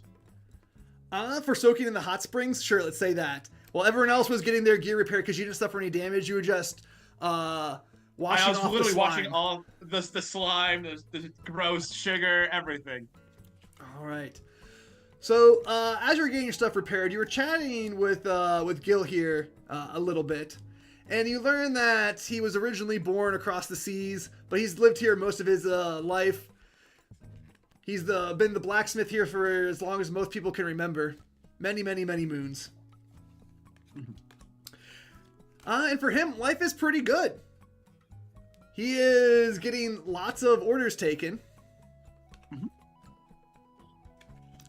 Alora will look around and see if there's any signs of like that he's been paid for his work, or if he looks worse for wear, like out of tools, for example, or is tools looking in disrepair. She won't outright ask him right away. Mm-hmm. But sort of looking around, what you notice is that everything looks like he has been very busy. Okay. So he's not like he's missing any tools. It's not a spot that's gone. He doesn't look like he is losing fur or weight from want of sustenance. Okay. And to sort of emphasize the point, as you are sort of trying to look around and read what's going on. Yeah. Another person walks up. Jocosa. Jocosa is a bird carrying a few books under his arm. He walks over to you sort of matter-of-factly, plops the book on the counter, sort of pushes you over with his hips, and begins discussing the accounts with Gil. How much is owed, and when he can expect to be paid again, and when his orders will be shipped. Do we hear an answer right away? Mm-hmm. There expects them to be on a boat tomorrow night. Or they're going to be on the wagon tomorrow night, and then to Lower Bend the day after, 2 days after.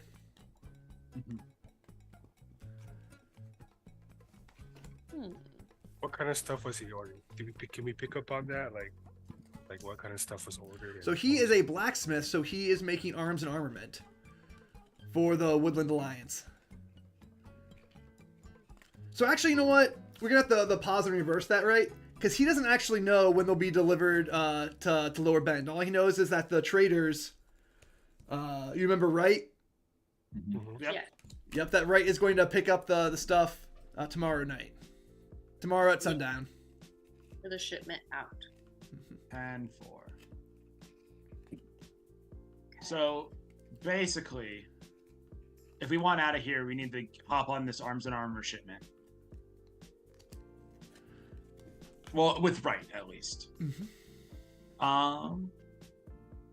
Don't worry, Dara. You're down, soaking up, enjoying the breeze and the cleanliness. There's no stress for you. I have a romance paperback as I just reading it, soaking in the hot springs.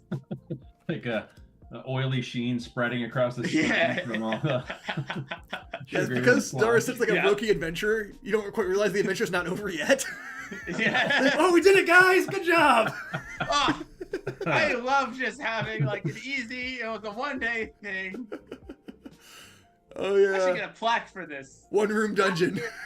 After everything is fixed and repaired, I'll probably exit and have a conversation on the side with Quinn and Clip.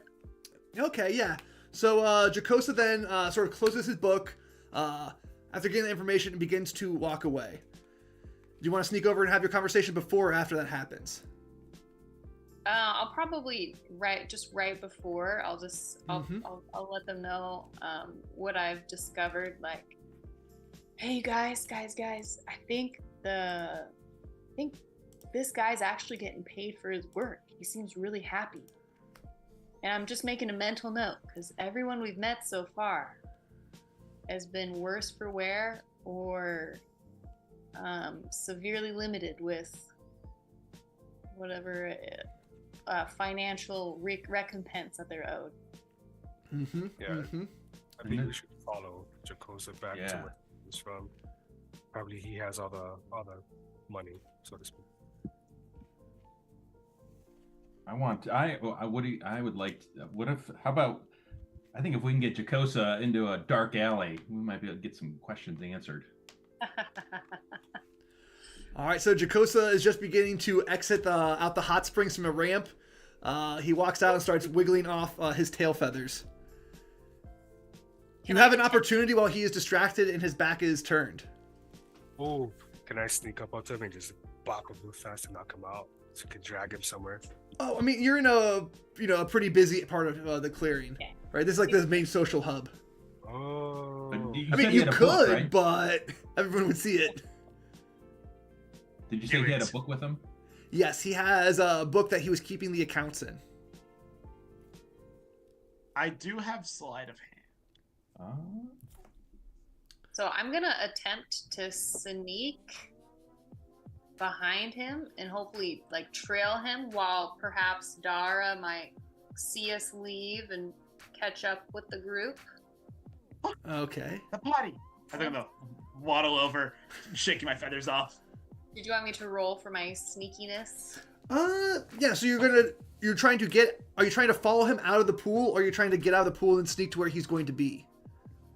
So I believe that we're leaving the blacksmith place. shop, which is in the pool too. Shop.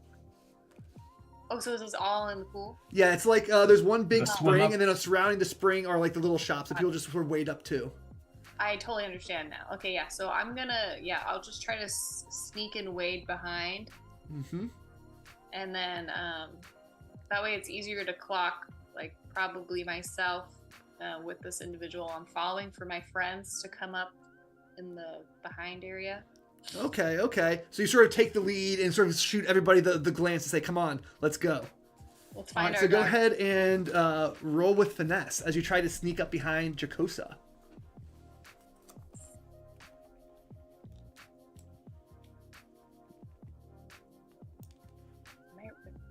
Okay, so that's a 9, but it says it's my roguish feat, but I don't know. Oh, this means that you roll with finesse instead of trusting fate. Gotcha, finesse. Got it. Okay, so that's a 9. Okay, so you mark exhaustion or one risk comes to bear, my choice. So you're trying to sneak? I will mark exhaustion. Okay. Well, I get to choose which one you get to do. Oh, yes, sir. Yes, sir. You do Yeah. that. So I'm going to say that while you're doing that, you draw unwanted attention. Not you per se, but Dara on the way up to pick the pocket, right? You get maybe a little too excited and let out a squeak of glee, right? That causes Jacosa to turn around and look right at you. So Allura, Quinn, and Clip are still kind of like getting to trail him, but Jacosa's eyes are right on you, Dara. Hi! I'm gonna look at him with these big round eyes, and I'm just gonna start talking his ear off. Hi, how you doing? I see you were walking around here. I also saw you have a book, and I was really, really curious. So I went to peek up because I hold my like smutty romance novel, and I'm like, I was reading this book right here, and I was wondering if we could like start a book club or something, and maybe like exchange, like be like pen pals, right? That would be amazing. And just like start just. Okay. So while he is sort of rallying everything off, it gives you the rest of you three like a moment to act. What are you gonna do? Surrounded by people, correct? Yes, it's sort of like the town center, right? Imagine like a town square, but everyone's or like a public swimming pool. Okay. Ew. So we're out of the water, right? You can be, like you could have taken the time to sneak out of the water and get on the bank and sort of swoop around.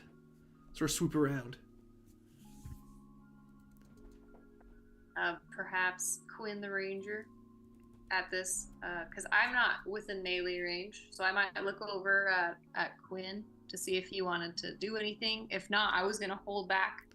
I was going to wait for the dark alley situation that might arise.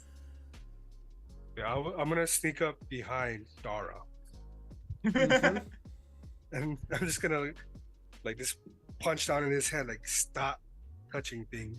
I apologize profusely to Jacosa, just trying to like get him to blow it off as a And- lesson learned kind of thing. Dara's head's underwater. Is all you hear is just bubbles burbling up. All right, so as you walk up and try to apologize to Jacosa, he sort of looks you up and down, and then remarks matter-of-factly, "You're new here. Like, yes, Have you We're- reported to Kira for your assignment yet?" we're actually looking for the Kira right now. All right. He says, "Good." Then, he looks open his book and says, "Yes, I definitely do not have your names. What are they?" Talking to Clip and Dara.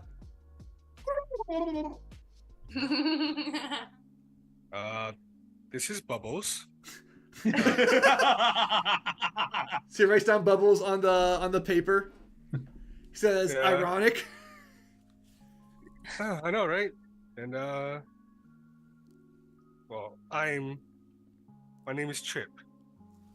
Trip. He writes that down in his book. Very well. And he says, "Well, if you haven't reported yet to the office, you best come."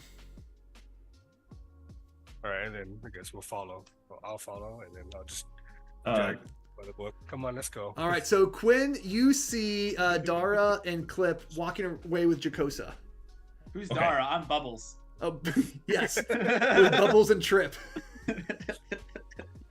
So I have, I have the silent pause, so I'm pretty good at hiding and sneak. So maybe, I don't know. I'd like to save the. I'll shadow them, but I'd like to. I'm sure I'll attempt to sneak when they get to the.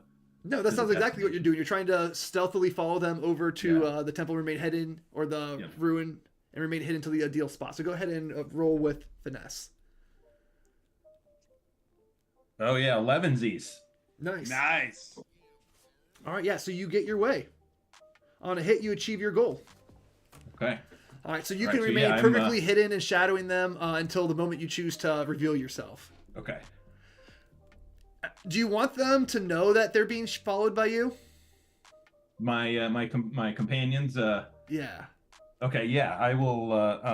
So yeah, I'm sure they're wondering did I exit stage left, but maybe I can give a subtle cough from in the crowd, and they catch just a glimpse of me as I kind of slide in and out.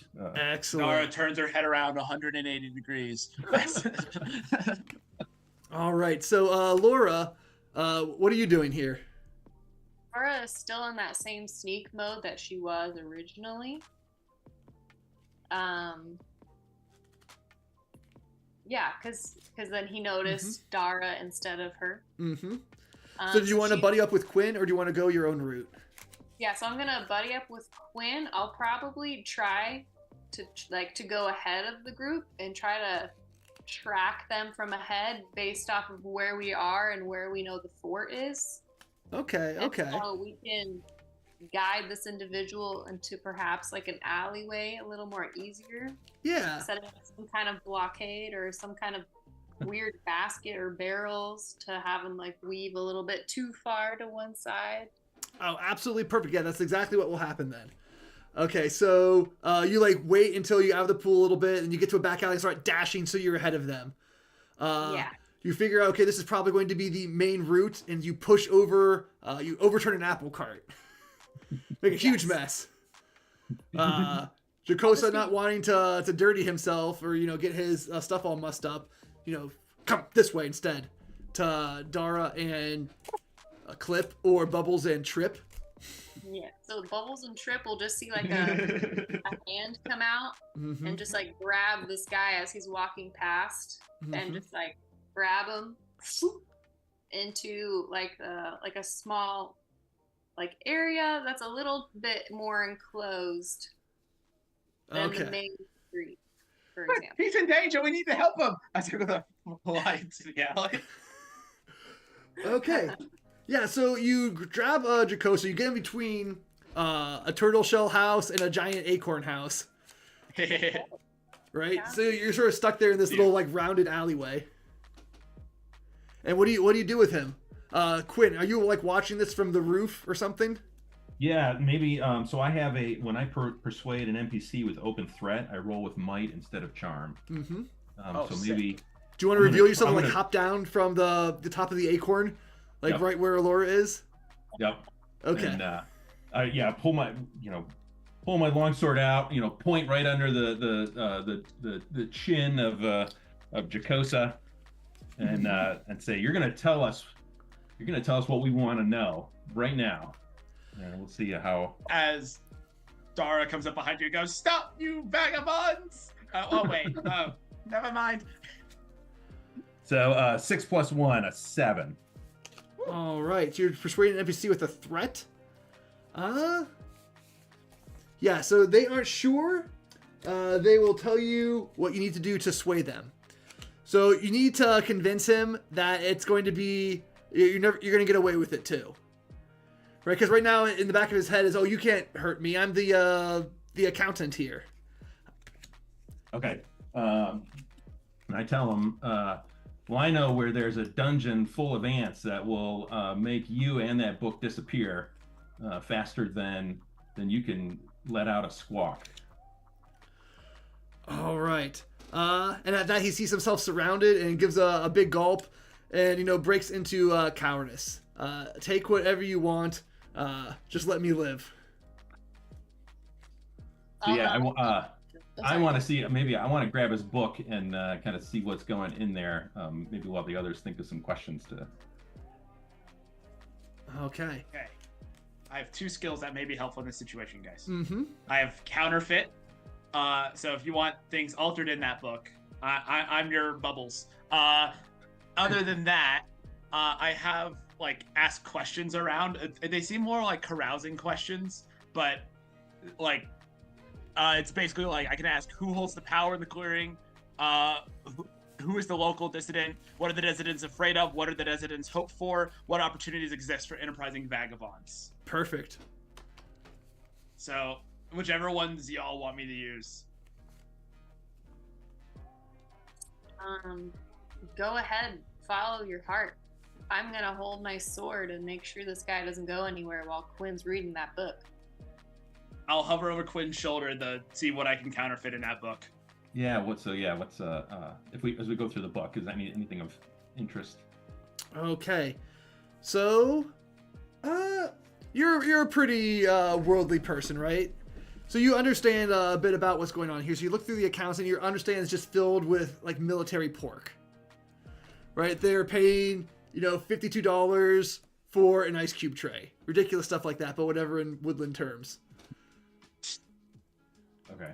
Yeah. 15 pays sacks ice of for button ice mushrooms for a bag of sand?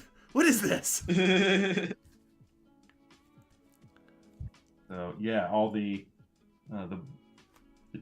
denizens have no one's getting paid, but we're seeing this book is showing that everything is exorbitantly priced. Yes, that whoever is making money on the military logistics and arms and armor is making a small fortune, or at least that's what the book show. There's all sorts of names of purchased fours. I don't know a thing about bookkeeping, but what I have heard is that there is injustice in this area. And I want to know where you work, where's your warehouse, where are you keeping the shares that belong to the other people? And I have the sword menacingly around him. Yeah, Nice. so Jacosa is at this point he's a coward, right? So he'll tell you exactly what you want to know. While, sort of begging and pleading for his life, he'll tell you that all the money or all the, all our provisions get stored in the ruins, and then we pay them out to the manufacturers. Oh. In the ruins. Can you show us? We were going there anyway! We were just there.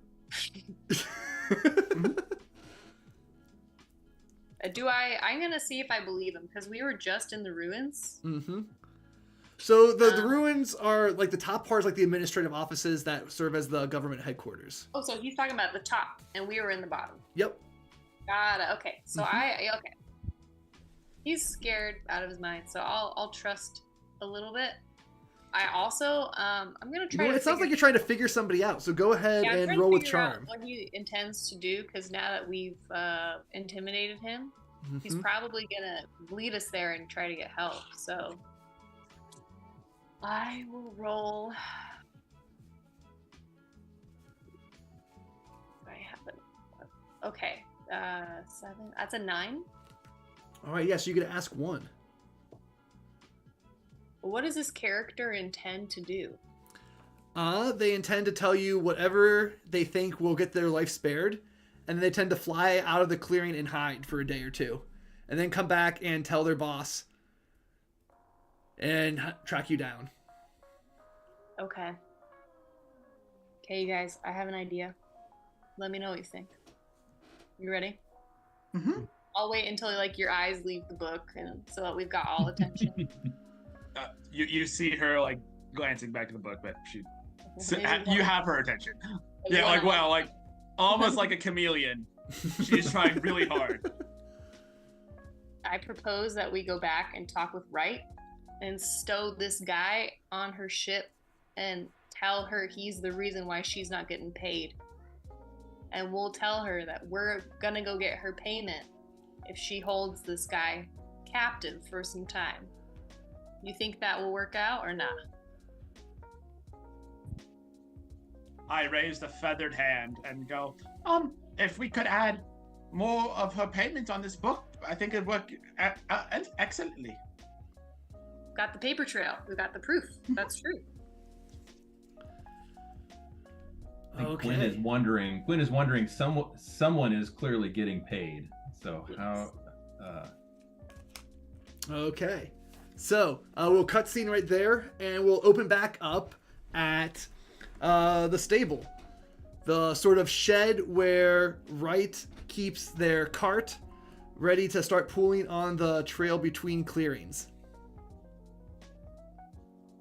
Next to Wright is Counter, the fox, the wealthy one you met at the start of the adventure. Mm-hmm. How much information do we want to share with these guys? Well, Wait, they don't check crates. Yeah. All right, so we'll fast forward a little bit into this conversation, okay? They were talking about how they're going to go there. They still haven't been paid yet, and so on this next shipment, they're going to go there and betray all the spies. Right? And they're saying, you're giving us an opportunity to screw over the people who screwed us over? Yeah, we're going to take that. So effectively, we can leave. What's this guy's name? Jacosa? Yeah. Kosa. Yeah. So we can leave him tied up in this little shack area with some supervision. Mm-hmm. And are they good to go that if we bring back their payment that they're owed? So Wright is all about this. This is sort of stuff that they would be interested in. Counter though is bringing up a good point that they can't just leave unless they have the shipment of arms already. So they're gonna need something to put in the back besides the kidnapped victim that they can pass through the gates with. Well, we have a list of exports and imports and how much people pay for them and where they're going right here as I gesture to the book. I can write down whatever we want. We can have the entire town moved out on this caravan if we wanted to. Yeah, so Counter agrees. You're sort of speaking his language. He says, that's great, right? We'll just put it in. The order is for, he looks around, straw, and picks up stuff from the ground, starts shoving it into the crates. Yeah. Yeah, how much would you pay for this? 500 pine cones. Oh, yeah, I write like 500 pine cones, 12 shiny pebbles, the stupidest payment anyone could have paid for this. It goes in this book. Mm-hmm. Counter sort of looking over your shoulder, and his mouth just starts dropping, right? Like, they're paying these out, and our debt is still outstanding. He like flips back like 5 or 6 pages, getting more and more angry as he's seeing this. Oh, no, that's what I was going to ask you about, actually. We want to know who's making the money, because clearly the money's going somewhere, and clearly you're the great accountant, so I want to work something out, like, where we can, like, deep dive and kind of find out who's at the head of this. He looks through it. He says, I only recognize, like, some of these names. Some of them seem kind of screwy to me. Like, I've never heard of these people, and I'm pretty a well-known traveler. But a lot of these folks work for the Erie. Okay, once I hear that, the Erie, I'm gonna go right over to Jacosa and just interrogate him. Like, all lines of questioning, where his loyalties lie, who else is in cahoots with him. So he'll, Jacosa, yeah, go ahead and try to persuade him. You roll with charm because you are making a threat. Charm? If I back him up with this interrogation, because I've been at this guy's face with my sword for a little while. Okay, maybe that's what's exhausting you, like holding the blade up this whole time. Yeah. Okay. Little shaking arm. Yep. So go ahead and mark exhaustion to help out Clip here. My arm's getting tired of the sword. I don't want to let it down on something. Oh! Not yet. So would that be a +1 to the roll as well? Yep. Yeah. Oh, that is unfortunate. Only got a 5. All right. Yeah. So he'll tell you, he just sort of babble on, right? Give you nothing more than you already know. That he is working for the New Republic government right now. And he's most interested in just trying to get out of this. Like, you promised you'd let me go. Wait, do I know that it's just running on? Yeah, I think you understand that your attempt to get more information out of him is failing. As a previous member of the Erie, and I'm not on the best standing with him, but he seems like a pretty high-ranking guy here. Like, would I know of him? You know what? Yeah. He was previously the bookkeeper for somebody else. For another Erie Count Featherby. Whom, Clip, you met in prison at a Marquee Palace 2 adventures ago. Oh. Yeah, I remember that, yeah. Mm-hmm. So, yeah, Jacosa used to be his accountant, bookkeeper, runner of his affairs. Tell me, Jacosa, how's Count Featherby doing? And you succeed, in order to roll for it, you just succeed in tricking him. He just spits out, well, he's not Count anymore. He's, Mayor, Chancellor, Premier. That's what we're calling him. He's the Premier of this clearing. Oh. That's odd for you to know that. For, being part of the Woodland Alliance and all. Well, no, what he's blobbing out is that Featherby is now the ruler of this clearing. He's the head of the Alliance here. Gotcha. Mm-hmm. Mm. So the Erie is infiltrated the Rebel Alliance. Or at least one person who used to be part of the Erie and used to be captured by the cats is now at the top of the fort. Should have known that he would be left in charge. You could, you know what? It sounds like you're trying to figure somebody out, so go ahead and roll with charm. Me? No, Alora. As you're trying to figure out his allegiances. I am. Could I help Alora in this instance? How are you going to help? I want to give Jacosa like a scrutinizing look. And, basically like looking through the book, looking at him and going, okay, how much of this is like the inner circle kind of thing? You know what I mean? Like where how much of it is? Gotcha. Do Gotcha. your owl eyes dilate? They dilate so wide it exhausts you. So go ahead and mark 1 exhaustion as you hold that pose. And yeah, Alora, go ahead and take a +1 to your roll. Yeah, so Laura's gonna lower her sword arm. Mm-hmm. She's holding with both arms at that point.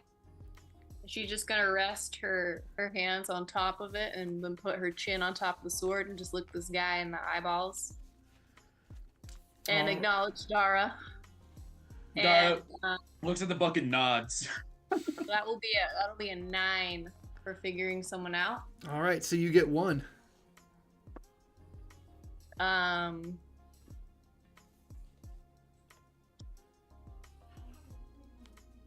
How is this character feeling about the Erie being in control of the area's Woodland Alliance?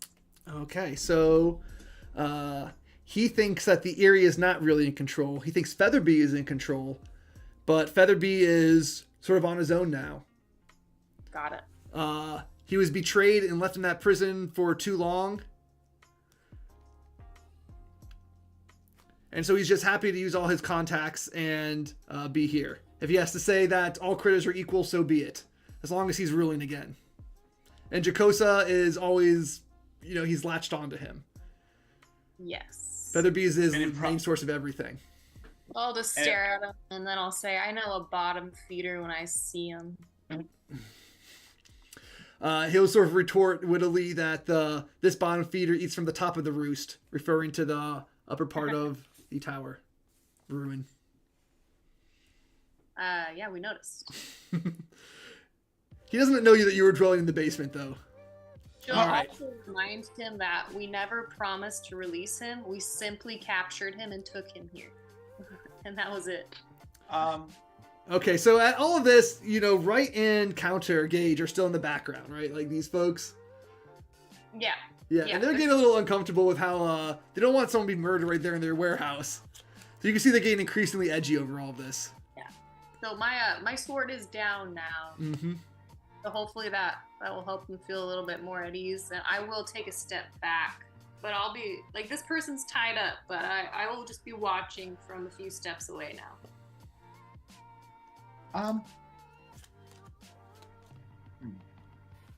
Does the Count still have a bit of a grudge against the Marquis? Like our feline friends?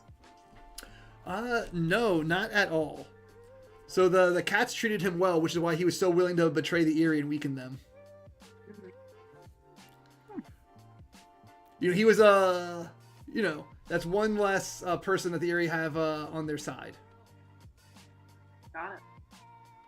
I mean, I don't mind that. I mean, I'm not the biggest fan of the Eerie either, but... Yes, Weatherby seemed like a nice enough guy. Want to go talk to him? Kylie was the one that was there, not Alora. I apologize. I played a previous character, and it's Cliff that would know this. Yeah. So I'm going. I was wondering, so the Republic doesn't know that we ran into Jacosa. No one knows this. This is all secret. The only people who know are these two merchant pairs who are, they like the idea of getting one over on their enemy and getting paid. So I wonder. I was wondering if we still need to go and get our job. Maybe if we go to the ruins, we can maybe learn more right from the top, and then and decide our action. Yeah. All right, so Counter and Wright agree. Wright takes off his headband. He's the author of the headband. He stuffs it in Jacosa's mouth and then stuffs Jacosa in a barrel and hammers it closed. All right, and then we'll cut scene. So, you folks, how do you want to approach the ruins? Could we do something to where I hold up the counterfeited book at this point and just go, we're here on merchant business. Oh, okay, right. So you have Jacosa's book, right? Who he's always seen carrying around with that, so it's a recognizable object to the folks who are guarding the tower. And it happens to be the three rabbit bandits that you met earlier at the start of the day. Wonderful. Right? So they know that you were on a task, and so they just let you right in. They know they're going to be given a job. Okay, so you walk up the route. Oh, go ahead. Oh, just saying, are all three of us going to follow Dara, straight up? Is that the plan? Okay, I'm following. Yep. I mean, I'm just going to walk the Featherbee's room on that at this point. Just straight up to the roost. All right, so you walk up instead of going down to the basement, you go up to the ruined tower, up to the part where that once was a roost is beginning to be constructed. Ironically, instead of building it like a typical denizen house would be, he's building it like an eerie roost, in spite of this place not only be the leader of the new Woodland Republic. Mm-hmm. So you burst into his room. He is, of course, talking with Kira. Hello! And so her first assumption is that you've come to report like you're supposed to. Yeah. What are you going to do? Plan. Okay. Hi. Hello. We need to talk to you both. Kyra says, as we all get in, can we shut the door behind us? Yeah, so as you're saying that, Kyra responds that, that's good. She's glad you want to come talk because she needs your help in delivering a special shipment. Oh? Yeah, the kind of thing that your lot would be good at, she imagines. Of course. What's the shipment? All right. So she tells you that Wright is going to be going over to Lower Bend, which is technically Marquis territory. Mm-hmm. Okay. But they haven't cut off all trade. So at that point, Featherby will chime in saying that now that we're a proper nation, we're allowed to engage with trade and make treaties. You know, we're no longer at war, we're established our own. Blah, blah, blah, blah, blah. So what Kyra wants you to do is she points over to like some wrapped packages over on a shelf one side of the room. She wants you to put that in Wright's special compartment. And Wright will know what that is. Okay. And then once you get it there, take it out. And she gives you the name of a building and a description of a mouse to meet. Okay. Interesting. Question for you. Actually, less of a question, more of a concern. Wright was wondering where his payment was. At that, Featherby, sort of shrugs his shoulders. Jacosa's the one who's supposed to take care of all that, so I'm sure everyone will get their due. Oh, that reminds me as well. I hold out Jacosa's book and he goes, yeah, he asked me to show you a couple payment options. And when I counterfeited the book, could I have also written our name in there under like services, right? And just give us a stupid large payout? Yeah, absolutely. Okay. So I show him the book and he's like, he was busy doing something else, but he wanted us to come since he saw us going to here. He wanted us to show you. So Featherby, you know what? You automatically trick this NPC, right? Because he does not care in the slightest. He knows that he's getting fat off of the military contracts he gives his friends, right? His old Erie buddies in the war. He gives them all the contracts. He gets a fat slice of it. He doesn't really care what Jacosa does with the rest of the money. Which again is sort of hinting at the larger like mismanagement of this clearing. And he nods agreeably and says, "Of course, when you come back, you will be paid." I'm gonna say nope. Half now. We need to know for sure. Oh, this is for previous services. He sort of shrugs his shoulders. Kyra sort of looks over. Jacosa is not here, and so they don't really want to deal with his business, right? Oh, of course. Go ahead we and understand. you can try to persuade him. I think if you give him a promise. Oh. So yeah, so Cliff, you're saying like half now. Like what can you promise Featherbeat so he'll honor this debt? This forged debt. What can I promise? Mm-hmm. Like, well, I would promise like repeated services, exclusive services. Oh, okay. That sounds great. All right, so go ahead and somebody try to roll with charm. Okay. Can I give it a shot? Yeah, sure, Dara. Okay. 12. Yeah, they do what you want. They say that sounds Yeah. reasonable. He sort of looks at you and says, "Yeah, we've met before. I remember you. The Marquis, you had dealt with the Marquis too." And he sort of thinks about, wait a second, that didn't turn out too well in that clearing. I know, yeah, the rebels were destroyed, so it ended up very good for him. He says, you were on that mission to destroy the rebel base, and you did that. Yes, I definitely want you in my employ. So he walks over to his personal stores and picks out like some fine jewelry, some nice seasonings. And he sort of looks down at the table and says, well, you can even have a brick of catnip if you want it. I'll definitely take that. Yes. Okay, so he scratches a note real fast towards, your drug distributor on the other side. It says, scratch 3 bricks, only 4. One is going to click. Scratch. All right. Gotta love that distributor. Mm-hmm. So I'm gonna try to talk with Kyra real quick Mm-hmm. and bring to her attention, like, hey, we've had a look at the financials at the book.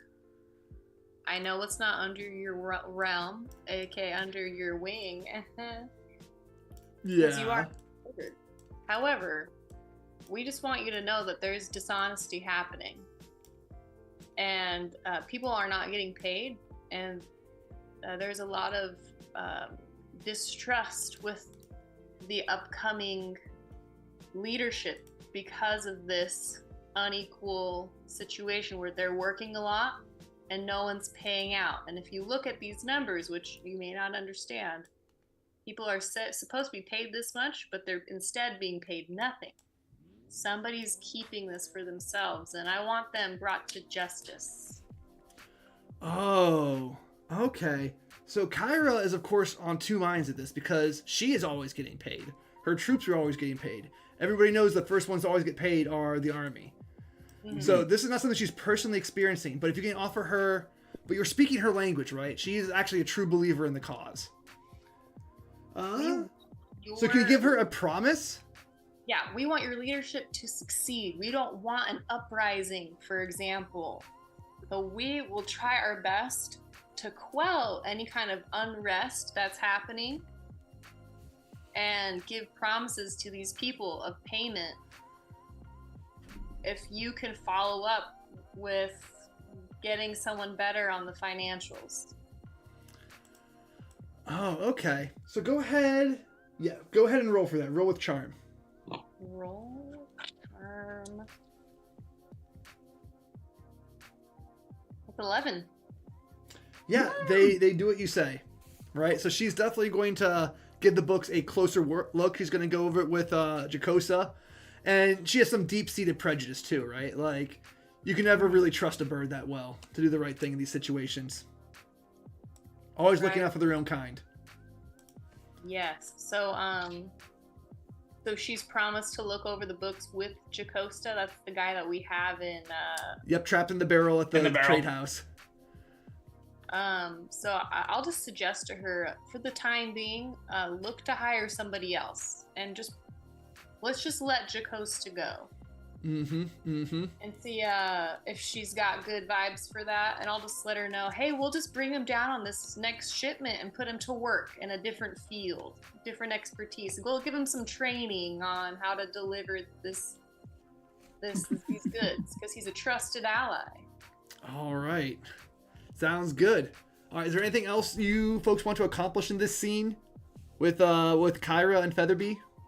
So she's absolutely fine with us just reassigning him with no question asked? Well, she is not up to her, right? Jacosa doesn't work for her. Jacosa works directly for Featherby. But she's definitely down to investigate any allegations of corruption. Got it. Okay. I mean, we have the book of corruption next to us, you know. Mm-hmm. Do we want to just point it out next to her? Like, just take her off into her study that I berated her into earlier and just go, there's this, while ignoring our names? Okay. Yeah. You guys can step to the side. We can hang out with Featherby for a minute. Okay, so yes, Kira has been a warrior most of her life, right? So looking over that, she knows the price of an arrow. She knows the price of a buckler. And this is exorbitant. And she looks kind of aghast. So she says, like, Jacosa was doing all of this?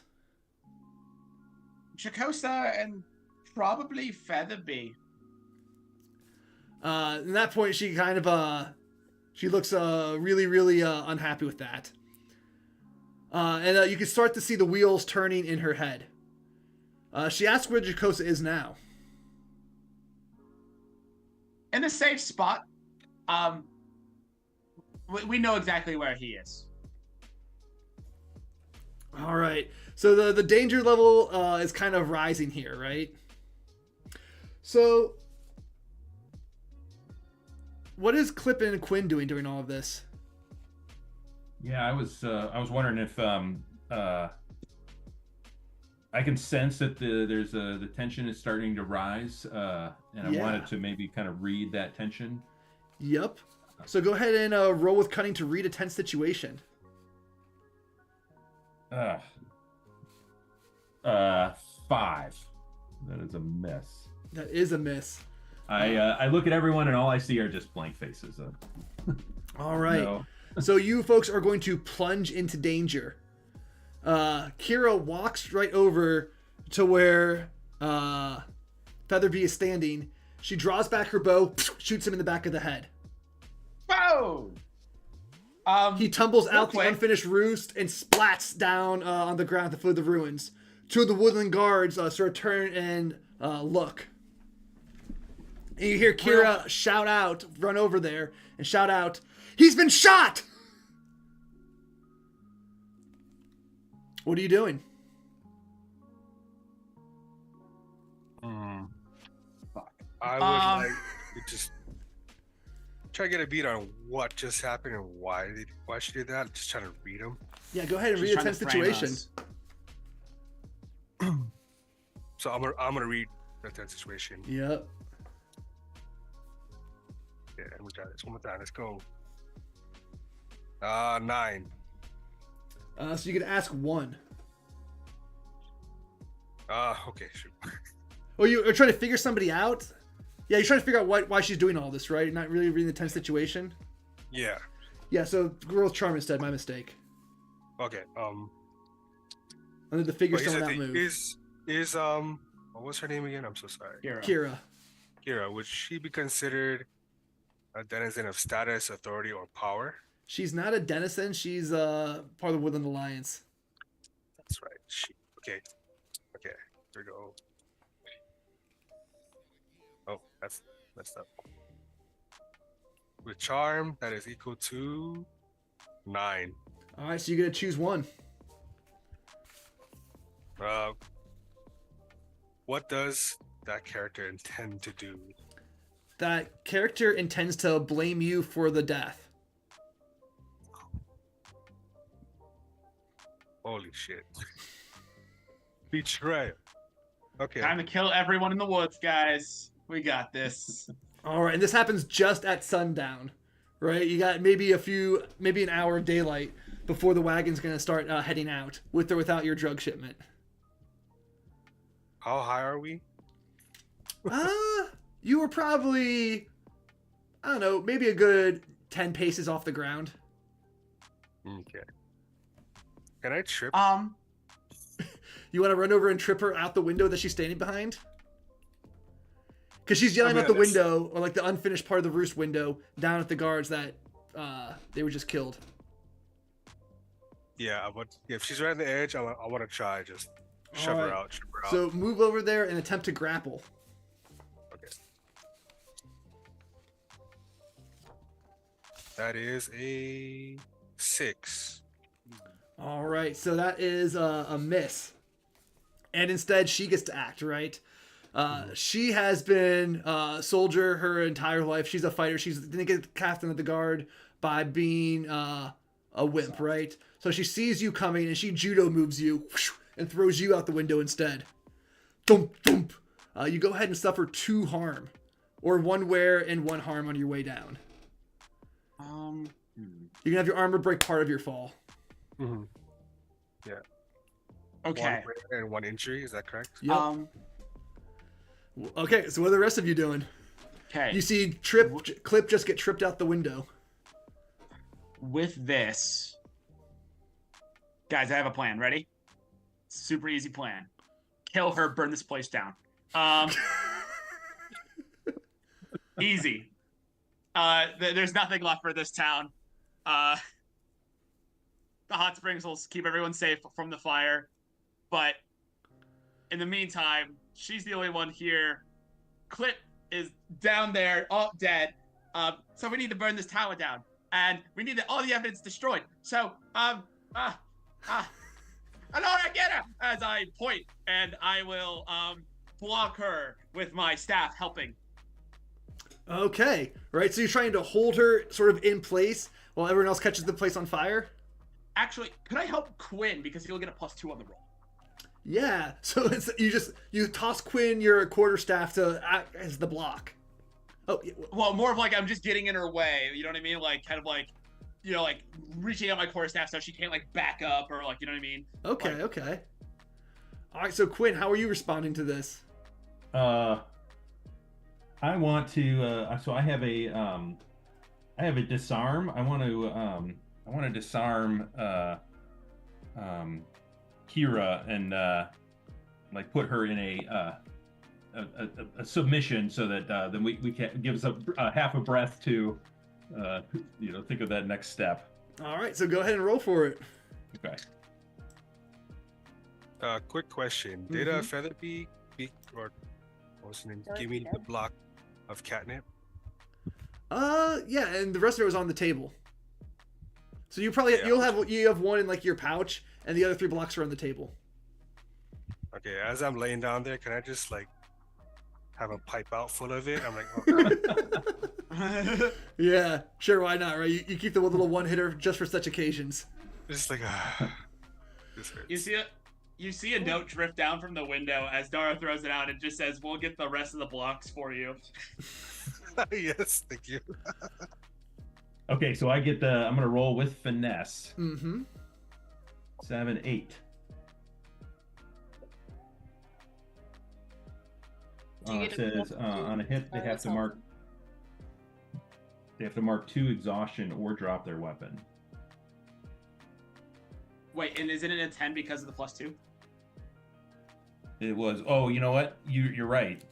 I'm sorry. I forgot all about Dara's plus help. So 7 + 1 + 2. So that's a 10. So what happens on the 10? Yeah. So yeah, either mark 3 exhaustion or they drop their weapon. All right, so she is going to drop her bow at that, right? You do such a good job. You stick the quarterstaff there, flip it around real fast. The bow goes flying out of her hands. Alora's gonna be taking the treasures that she saw Featherby have access to, and she's gonna make sure that she says, "Look out below," and like just start tossing it out the window, hoping it doesn't hit Clip. And she's just like throwing treasures by the armful out the window. Guys. All right, so the guards start to look up. Right, they see one vagabond sort of fall down, and they see the second one like throwing all the treasure out the window after just being told by their captain, they shot him, and then the captain is still up there, right? So Kira is going to shout out, "Get them! Stop them!" What are you doing? Like, Kira, these people need to be paid. Look at the books. This is for them, man. Better be down. We're helping you out. If you want to stay alive, you better tell them to stop coming up here and that this is a mistake. All right. It sounds like you're definitely trying to persuade somebody. So go ahead and roll with charm.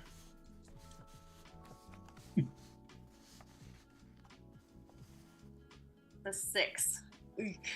Oh, no. So that is a miss. And I'm going to turn your move back on you, right?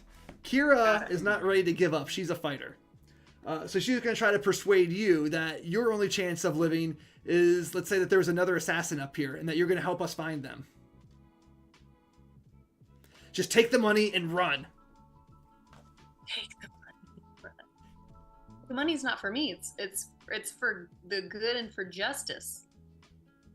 I'm willing to fight through any kind of groups of battlements with these guys by my side. And if it looks dark, Dara, just fly away, okay? Just fly away, Dara.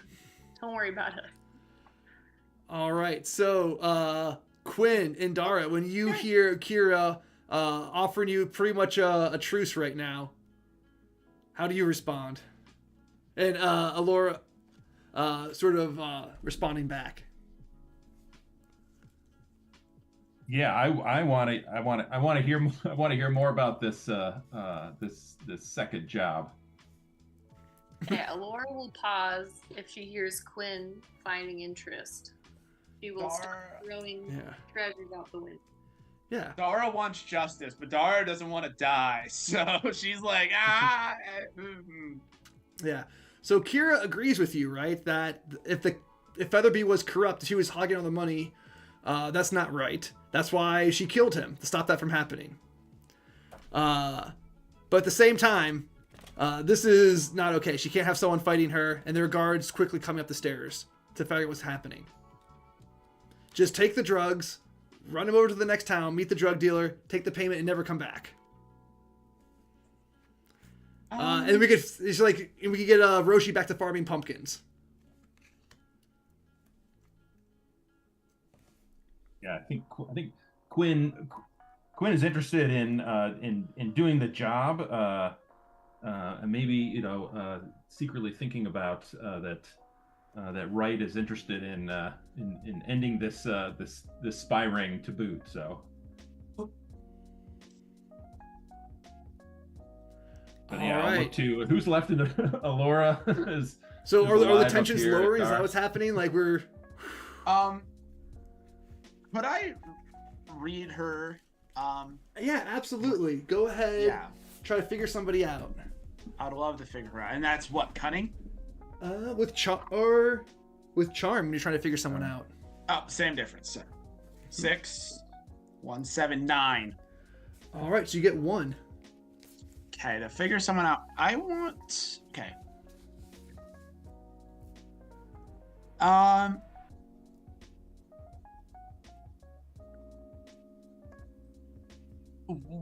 Is she telling us the truth? Right now, I think she is. Right? She was just looking for the fastest way out of the situation. She acted impulsively when she shot Featherby, and her first thought was just blaming you. But this is also an equally good option. She can blame, Gillard, right? It was that darn Blue Jay. And you guys just leave and we forget this whole thing ever happened. Fine. Guy, I think she's telling the truth. Let's just take the money and run. You could have had us as allies. We want the same thing. I don't know why you did this, but fine, whatever. As Dara will go over, grab the drugs off of the counter, stuff it in her bag, and then hop out of the window. Oh, you can fly too, Dara. No, she just drops. No, she flutters down the cliff. All right. And as Quinn is stuffing treasure in his cloak, he just says, "I am very disappointed in all of this." All right. So Kira, she brings her left hand back out front. She's like grasping a dagger behind her back, and now you can see both her hands. Just as the other group of guards like bust in the room. Kira has a moment to point her finger and say, "Get them," but she doesn't. And she says, "Find the Blue Jay. He just flew away." And that's Gillard. Yeah. Yeah. I haven't hopped down yet, and so I'll tell him exactly where he flew away to. Nice. All Yeah, I'll right. put him in the direction of the where he's tied up. Is that Wright's little shack? That's where Jacosa is. Yeah. Gillard No, is the Oh, person you Gillard. did the Yeah, dungeon that's crawl cool. with. He's our friend. Oh, you know Why what? don't we No, just you're. blame Dracosa? Whoa, time out. You're totally right. Kyra would be smart, and she would blame Jacosa. You're right. Yeah. Okay. Yep. Okay, that's what we're gonna do going forward. Yeah. All right, so you tell him Gillard's at the exactly where- Gillard's at the tavern, drunk on carrot juice. So yeah, he doesn't know. He's been here for the last 2 hours. How did he shoot All right. somebody? And hearing that, Kira and the guards turn around and run out the door down the stairs towards the storehouse, towards the warehouse. And then I'll specifically look at Kira and say, I'm going to pay this person with this money. I'm going to pay this person with this money. And this person's owed this money. And I'll talk about Counter, Roshi, and Wright. Like, if you want to keep these guys, they seem great. You want to keep their alliance, I'm going to go ahead and pay them on your behalf. Sound like a plan? She says yes as she darts out the door with her guard. All Let's right. rock and roll. Yeah. And I guess we can walk down toward. Oh, you guys, are you going to go towards the shed, or are you going to go to the bar and talk to Roshi? I would go. Clip would definitely want to go meet Roshi. Okay. And so yeah, we'll just assume that other thing happens off screen where the Alliance guards catch up with Jacosa in the barrel and just stab him to death. Or, just bludgeon him until he can stand trial. Oh my god. I think Yeah, he's driving so- the swords through the barrel as they hear the screams of. Yeah. Oh The god. world's worst magic trick. You know? Yeah, so 3 days later, here's what happened, right? So 3 days later, you guys are all at the bar again, the mushroom bar, with Roshi sipping tea. Roshi is very happy she got her pumpkin seeds back. That's going to be nice. And no more nightshade, no more extra strong catnip. Back to the thing that they do best. No more I'm opium, gonna- thank God. And nobody Yeah. can believe that with that trial. That was gruesome. They brought Jocosa up there in a barrel and just stabbed him through the barrel with the worst magic trick for the entire town to see. And then Yeah, I'm gonna ta-da at say- the end. Yeah, that's horrible. Okay, and I think that's a good place to cut it, right? We finished this adventure. We all happy? Yay! Adventure! Clip is gonna buy all the rest of the catnip with whatever money he has. Wait, is Yeah, there Catnip's was all a- around. Flip's, All around. Flip's still in the ground? Yeah. Yeah. All right. Yo, chat, thank you so much for joining us on this adventure. I might be doing another public play, but in the meantime, join my Discord, hear all the announcements. Until next time, see ya. Bye! Yay!